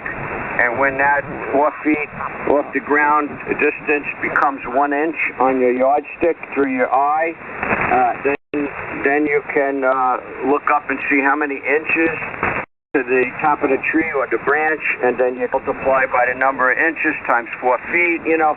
But all of these things, apparently you have to be a good distance away from your target, and I don't have the distance to back far enough to get those things to line up and be able to be multiplied. So I opted for this little thing. I figured, hey, look, the other thing I could do is, you know, I could mark a line, you know, I could put tape every 3 feet or something, throw it over the tree and count the pieces of tape on the line, and I could gauge the height too. But I figured, I'll get something that's a little more maybe conventional, and you know, maybe I could even use it, you know, if I go in the woods, not necessarily to hunt, but, you know, if I'm playing around, making believe I'm hunting like I did this year with my cousin, I could play around and measure things. So I'm not sure which one you're talking about. Maybe it's a laser that you just can shoot at any target, and it gives you... And I thought you had given me one, but when I went to look for it, I realized what you gave me was a laser level that shoots a laser beam around a room. So if you're putting up cabinets or something, you've got a marker around the 4 walls of the room. That wasn't what I thought it was. But anyway, I'm rambling on. K2FP in the group, AB2JA. Okay, this is K2FP. Yeah, I have one of those laser gadgets. It's not a real expensive one, but it's good for 100 feet. So, but let me ask you this: why is the height so important, there, John? Why not just pick the highest usable branch? Back to you. Well, the silly answer is I just want to know. You know, when I say my antenna's up so many feet, I want to know it's up so many feet. You know, and I want to try to stay in the center of the yard, too, as much as I can. I have a feeling there's only one branch that's going to meet that criteria, but, you know, I'm going to make some measurements and look for the center of the yard, look for the highest branch in that area, know what it is, you know, so I could, you know, if I know if I'm a quarter wave high or what I am. I don't think I can... I'm not sure how high that branch is. It'd be nice if it was up 65 feet, because what? A half wave on... but I don't know what it is. So I don't know. Look, you know, I'm killing time. I'm looking for little toys. They were cheap, and I figured, hey, you know what? I don't have to, you know, throw no line up there or get a big pole and see if that reaches it. You know, it's just... you know, put a little blanket on the ground or something, lay down, and look up at the branch and measure it. Lou, go ahead. Yeah, okay. You know, at 80 meters, 132 feet is half wave. So I think any of us are never going to get a half wave at 80 meters. But what else was I going to say? The one thing I will tell you is whatever you estimate, you know, just eyeballing, looking at it, say that's 40 feet, 35 feet, it's probably 10 to 20 feet taller. Because when I was putting up a bunch of vertical antennas, you know, just wires strung from a support piece acorn going over a branch to get a vertical at, let's say, 40 meters, or I was able to put an 80-meter dipole up there, a vertical, not a dipole, an 80-meter vertical, quarter-wave vertical, which is 66 feet. And I said, I can't do that. The trees aren't tall enough. Well, I had like an extra 15 feet. So these trees were 75 to 80 feet. And I'm looking to say, that's a 40-foot. And another way you realize that is you're looking at some trees that you want to trim some branches to. And you say, and just reach up with my battery-powered saw, and I can reach that branch. And then you realize you're off by a factor of 2. So whatever you think, John, that's my guess. Eyeball it and come up with the guess, and then when you measure it, my guess is it's going to be 10, 15 feet taller. So anyway, guys, I'm going to say 73s too, and catch you guys next week. And you had an advantage with George because you met him. You know what he looks like. I had to figure out what the it was. Well, anyway, it was a clever piece of artwork, but and not knowing exactly what George looked like, I'm giving it away, by the way. But and I'm also rambling on, but you'll recognize it. And that was pretty clever there, George. All right, with that, I'm going to say 73s. I'll catch you guys next week. And nice talking to you, and hope you guys get some good snow and enjoy some skiing next week. So I'll pass it back to you, Papa John, and say 73s to everybody. AB2J in the group. This is K2FP clear. Okay, 73s, very good. I lost John, and we lost Steve, and George is in there, so George, I'm sure it was clever. I'm thinking maybe it's George with a Santa's hat on or something, but I'll have to go back and look. But I'm confident it was a clever thing, so I will. I guess I'll say my 73s too. I did bring back when I went up to Steve's. We had a spiral cut station ham. And I brought some of that home, and I'm going to eat that because it's delicious. And I really only had a piece of pizza about 4:30. So I'm going to go heat that up and make a sandwich out of it or something. And settle in and watch a little TV. I don't know. I think they're still fighting about the house. I don't know. The whole thing's crazy. But maybe not. Maybe they found somebody. I haven't said anything since yesterday. But I'll probably maybe hit the sack a little early. So anyway, Lou, 73s. John, Steve, 73s. The other Steve, 73s anyway. And to FYU from AB2JA. AB2JA in the group, KD2FIU. Lou pointed something out that was very good, and he found it, and it took 2 rounds of word art and then clip art bringing in the photos. I was playing with that for a long time, John. And 7-3, Lou, K2FP, KD2FIU. I don't know if John, KD2WYK, is still in there. But John, there's a bunch of things I wrote down. I'm not going to mention the band is getting busy right now. It's getting a little noisy. I hope you can still hear me. So I'm going to turn it to you, AB2JA, KD2FIU. Yeah, okay, George, I still hear you, but I do have an S9 noise level now, which is a little unusual, but and there's some stations up the band from us a little bit. Not that they're interfering, but overall, yeah, I think the band's changing a little bit. But anyway, you sound like it now, so, it was the compressor was the issue, because you are 2.4, 2.5 kilohertz wide, and now you got your old signal back. So, George, I'm going to say 73s, and I guess we'll talk again next week, unless I'm away skiing. We'll have to see how that works out. And With that, I'll say 73, George. I'm going to go make something to eat. Some nice, delicious ham left over from New Year's Day. KD2FIU from AB2JA.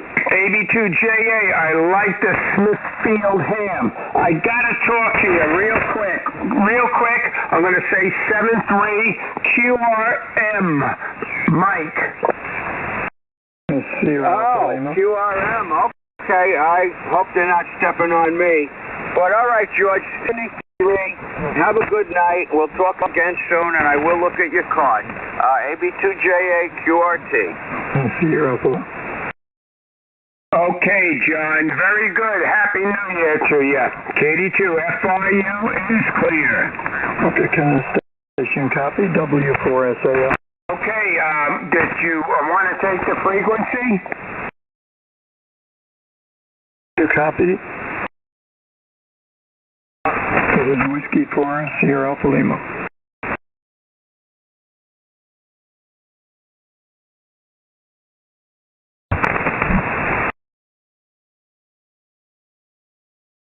Anyone copy? CQ. KD2FIU, I'm getting QRM, a lot of interfering signal. Okay, you can't, I guess you're having a problem hearing me. I copy very low QRM signals, KD2FIU, George, New York. Oh, hey, George, Sal down here in Florida, north of Tampa Bay. I got you from Tampa Bay. The signal is rough. Right now, there are stations wanting to take the frequency. And thank you for the contact. Happy New Year. Okay, George, thank you very much, and we'll catch up with you when the band conditions are a bit more in our favor. From W4SAL, 73s. WA4SAL, KD2FIU, 73. I hope it clears up. Roger. Enjoy the New Year, George. W4SAL, do you copy? KI4ORY, KI4ORY, over.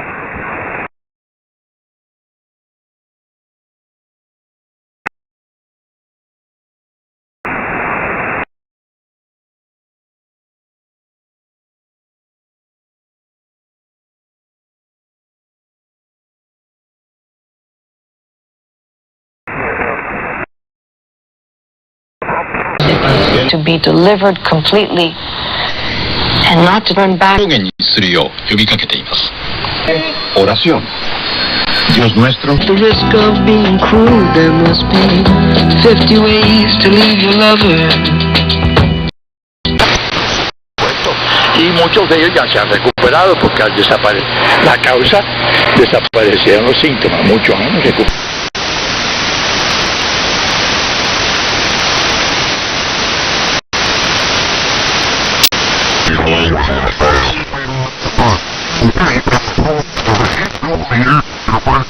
To our website, challengeministry.com, and if you'd like to hear the message again or perhaps access other messages, go to our website, challengeministry.com, click on Listen top of the page, and then come down and click on Most Recent Radio Messages. If you'd like a CD of today's message, I'll tell you in a moment how to receive it on a simple love offering basis or free if you choose not to send an offering. We're a faith ministry and we trust you. We're a word, prayer, and missions ministry, and every penny of every dollar received goes into our radio and church planting ministry in the Philippines. Not one penny of your gift is used on me, our local home-based ministry. We plant churches in remote jungle areas where there are no other evangelical churches. I invite you to go to our website, click on missions, and see for yourself the people and the terrain where we're planting churches. That way, you have a better idea as how your gifts to the ministry are spent. I personally spent years going to the Philippines and training pastors and church workers. In my desire to help those of you who are interested, we now post our Florida Bible Institute discipleship course on our website. Each Sunday evening, we post the lesson for the next week. At the same time, we post my answer sheet and audio teaching on the lesson you just completed. If you decide to do the course, I strongly suggest that you first complete the first 7 lessons before going into the following 36 lessons. Again, go to our website, challengeministry.com, click on Listen at the top of the page, and then come down and click on Basic Bible Training for the first 7 lessons. After that, click on Florida Bible Institute for the remaining 36 lessons.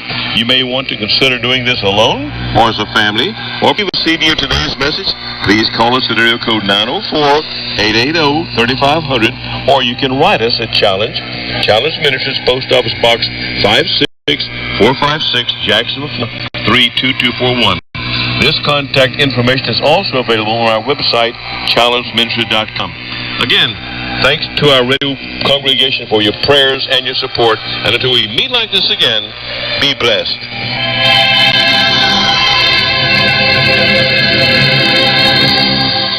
WWCR, Nashville, Tennessee, USA. Nashville, Tennessee, USA.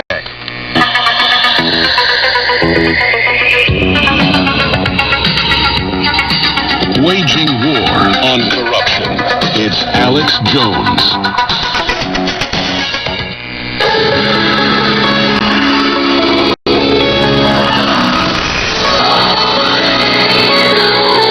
InfoWars. Tomorrow's news today. We have a player down on the court. We'll try to get more information. Johnson taken out on a stretcher and rushed to local Tallahassee Memorial Hospital. Leading cardiologist says cluster of collapses in footballers likely to be just a coincidence.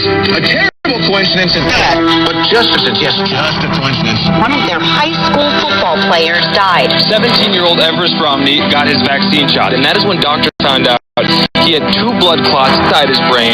Doctors baffled after 16-year-old football player and wrestler suffers a stroke and blood clot in his brain. 17-year-old high school student dies suddenly after suffering critical medical emergency during flag football game. 16-year-old high school football player collapses and dies after suffering medical emergency during practice.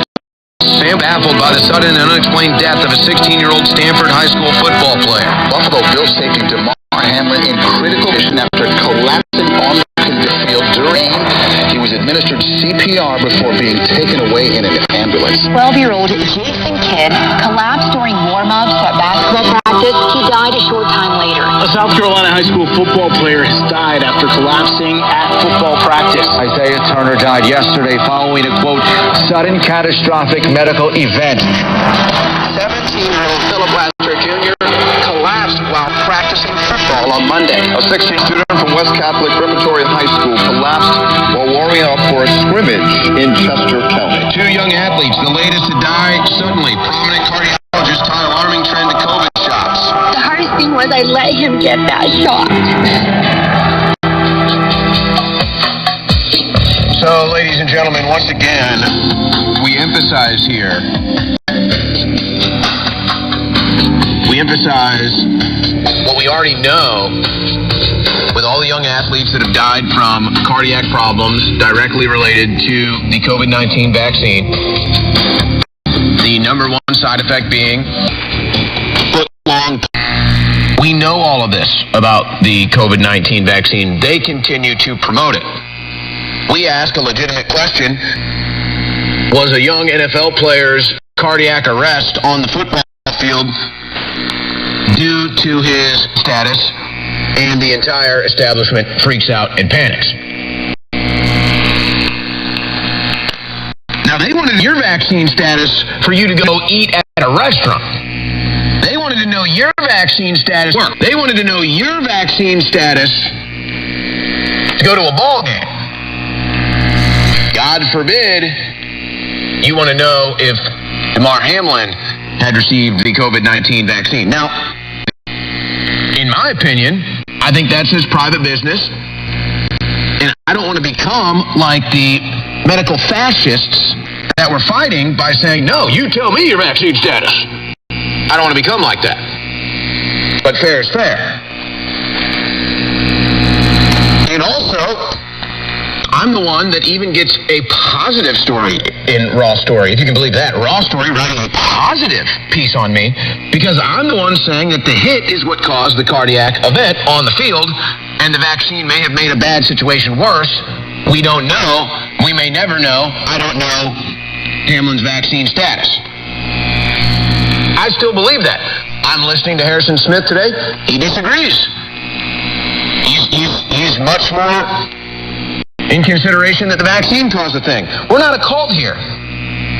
We disagree sometimes. I had a guest on yesterday, Tom Renz. He disagrees with me. I'm listening to other people's coverage last night. They disagree. People think this is 100% the vaccine. I don't know Hamlin's vaccine status. I can't say that for sure. I saw a violent NFL hit with a direct force blunt trauma to the heart that can cause a cardiac event like that. Was it made worse by a vaccine? Could very possibly have been. Perhaps that's even likely. But we're not allowed to ask the question. We're not allowed to have the conversation. We can't have the debate. I think it's pretty human interest worthy. There is a war on your mind. Your mind is a battlefield. This is an information war. InfoWars popularized those terms more than 2 decades ago. And today, whether it's Donald Trump, Governor DeSantis, or Dr. Robert Malone, they're all using the terms that InfoWars has popularized because we understand the enemy's operations and we know how to beat them. But we can't do it without funding. And we make it easy to fund with great products that empower you and your immune system and your family as well. You can also make straight donations at InfoWarsStore.com, clicking on the big red banner, a one-time or recurring. But I'm asking you to take action. But every time you donate money, every time you buy products, every time you keep us on air, you are literally, non-violently, politically, punching the New World Order in the nose. Punching their lies in the nose. We are going to defeat the New World Order. We're going over the top. Right now is a critical juncture, so please go to InfoWarsStore.com. Donate now. Donate now. Donate now. Donate now. Donate now. Donate now.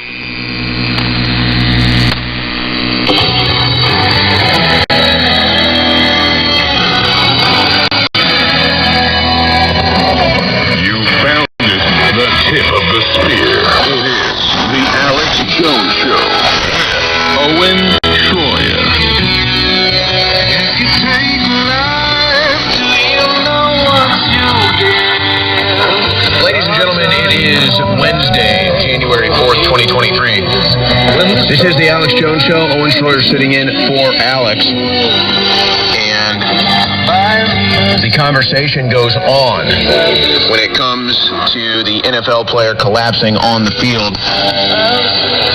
The debate is not going to go away. It's not going to disappear.